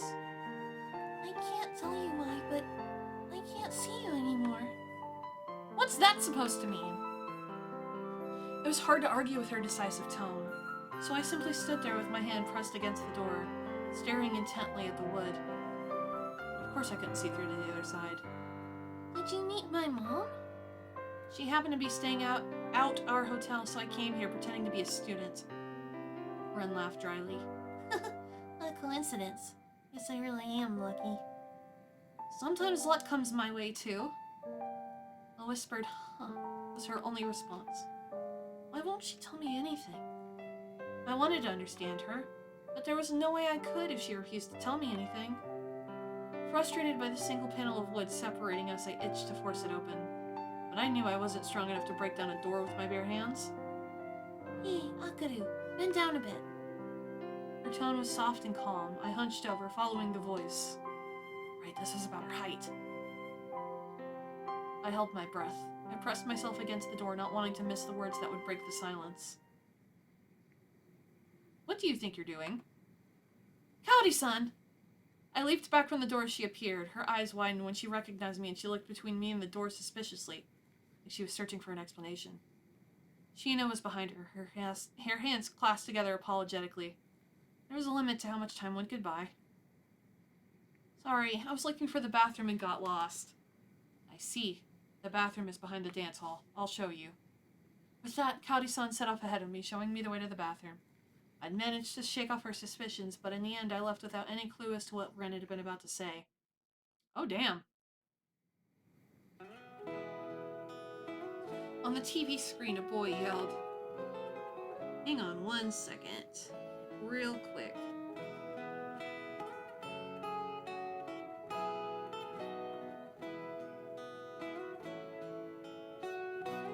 Okay. The basketball sailed through the hoop and the stadium erupted with cheers. No matter how many times I watch it, it never gets old. Nope. So good. Beside me on the sofa, Shino muttered into her hand while I covered my face like I was trying to force all the feels. All the feels back inside myself. The anime, based on a shonen manga, had aired several years ago and blew up in popularity for its realistic depictions of basketball and its appealing characters. Oh, so they're watching Kuroko's basketball. Okay. Of course, I'd been deep into the fandom back then, too. Okay, let's watch it once more. Hold up. It's almost my last train. I've got to get home. Shino stooped up as I ejected the disc from the player and made to put the first one of the series back in. Oh, is it already that late? Glancing up at the clock on the wall, I saw that it was almost midnight. Given the time it would take to walk to the station, Shino would have to get going sooner, risk missing her last train. Well, you have the day off tomorrow. I do, but There's no real reason for it. None at all. But I didn't want her to go. I floated an idea to Shino. She picked up her bag and made her way to the front door. Why don't you stay over? not John. I looked away awkwardly and I tried to smile as normally as possible, but I was pretty sure there was no fooling her. I'm not the one you really want here, though, am I? Ren-chan. Ugh. I looked at her with tears swimming in my eyes and the corners of her lips curled upward. Although she hadn't said a word about it when I'd invited her over for an anime marathon, or at any point during our day together, she'd seen through everything. Something happened back at the house, didn't it? I did get to talk to Ren, but why she left, why she'd given a fake name, why she had lied about living alone, all of it remained a mystery. Ren hadn't told me anything.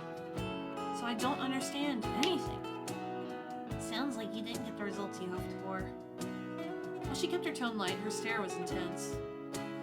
But I couldn't get a read on what emotions were held in her deep green eyes. So, Ren-chan, what are you gonna do? Her question made me catch my breath. What do you want to do?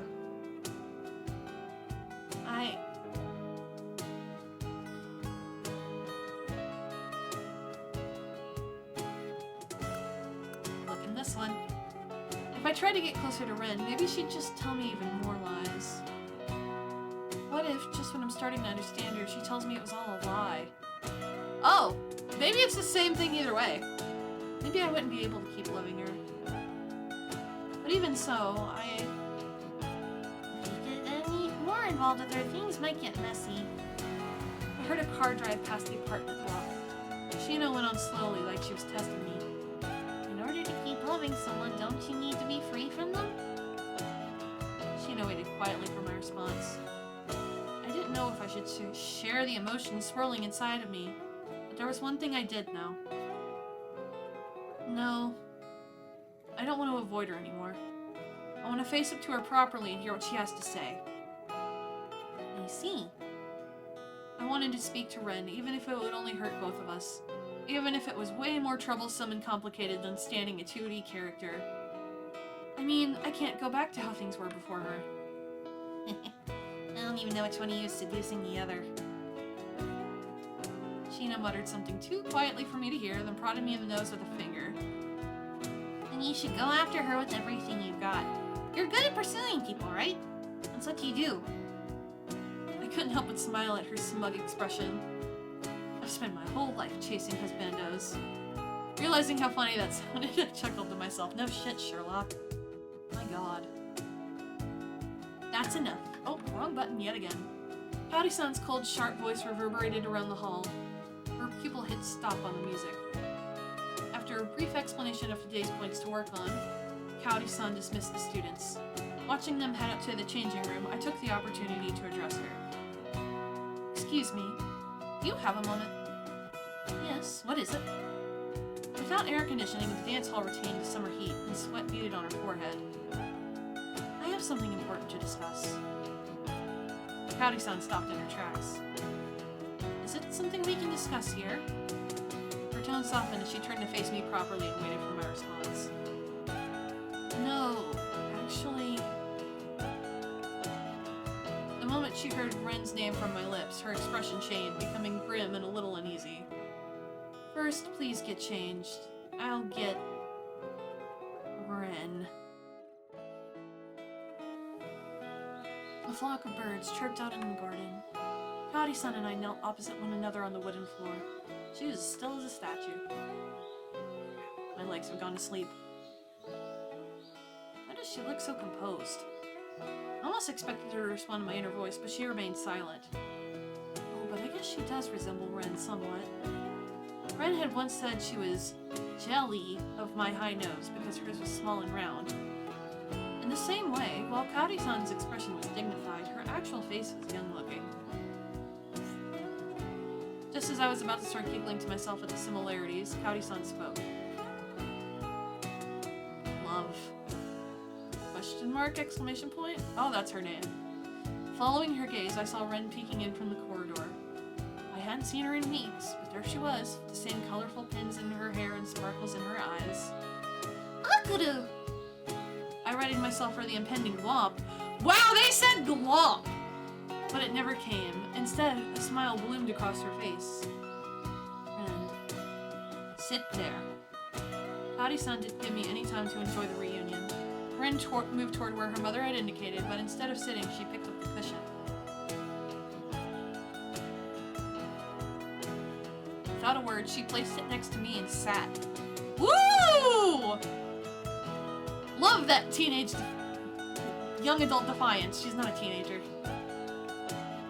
She's a college student. Kaori-san looked shocked for a moment, but then her brows sank into a frown and she looked between us. You two. Not a problem? No. Akuru-san, you said you had something important to discuss. Recovering herself, she turned back to me, but there was a slight uncertainty in her eyes. I looked right back at her and straightened my posture.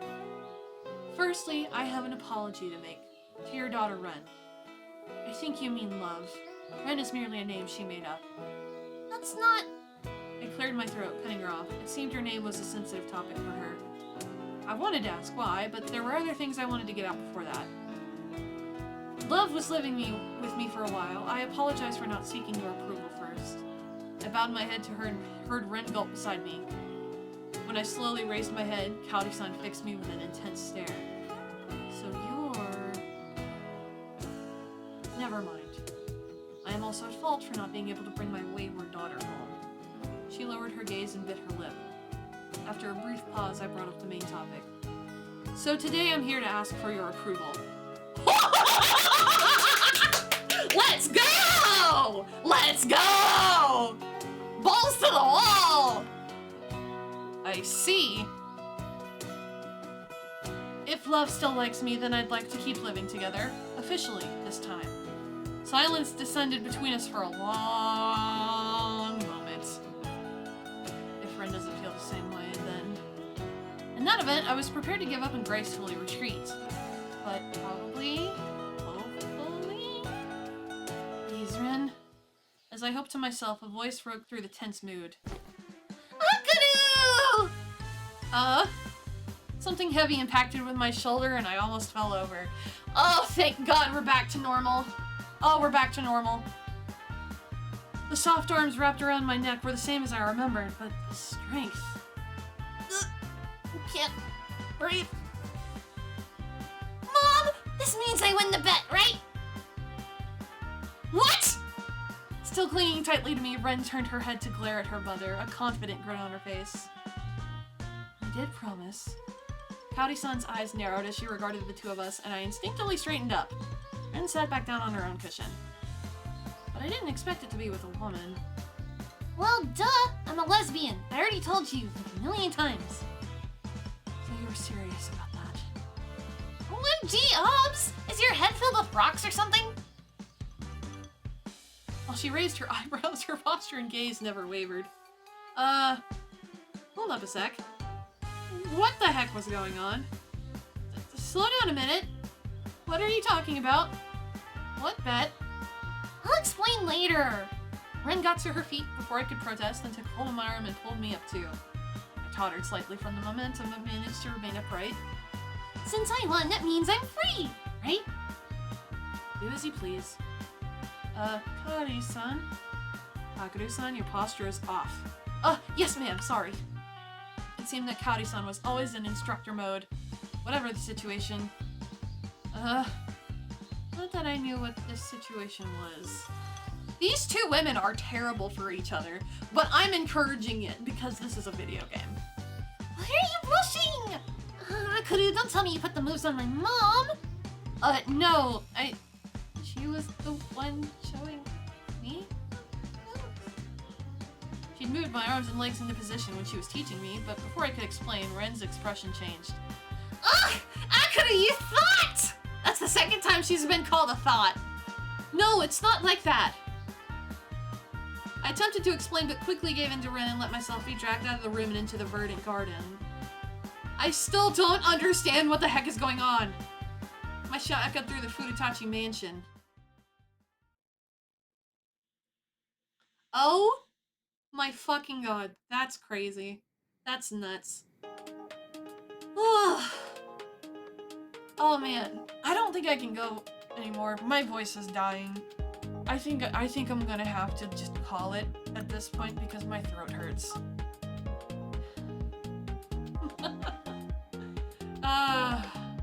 I wonder what'll happen next though. Oh god. My throat is dying. Thank you for coming to my limited edition Valentine's Day stream, question mark? Part 2 of 2? I don't know if I'm going to continue this game on stream or not. It's definitely not what's gonna be Sunday. Sunday we are gonna finish. We're gonna finish, Dangerous 3, The Criminal Projective. And then we're gonna play the final Strung Out episode, and, I'm gonna play it all the way through. That's my plan. So, we'll see how that goes. Yeah, but look forward to that. Thank you so much for coming to my stream.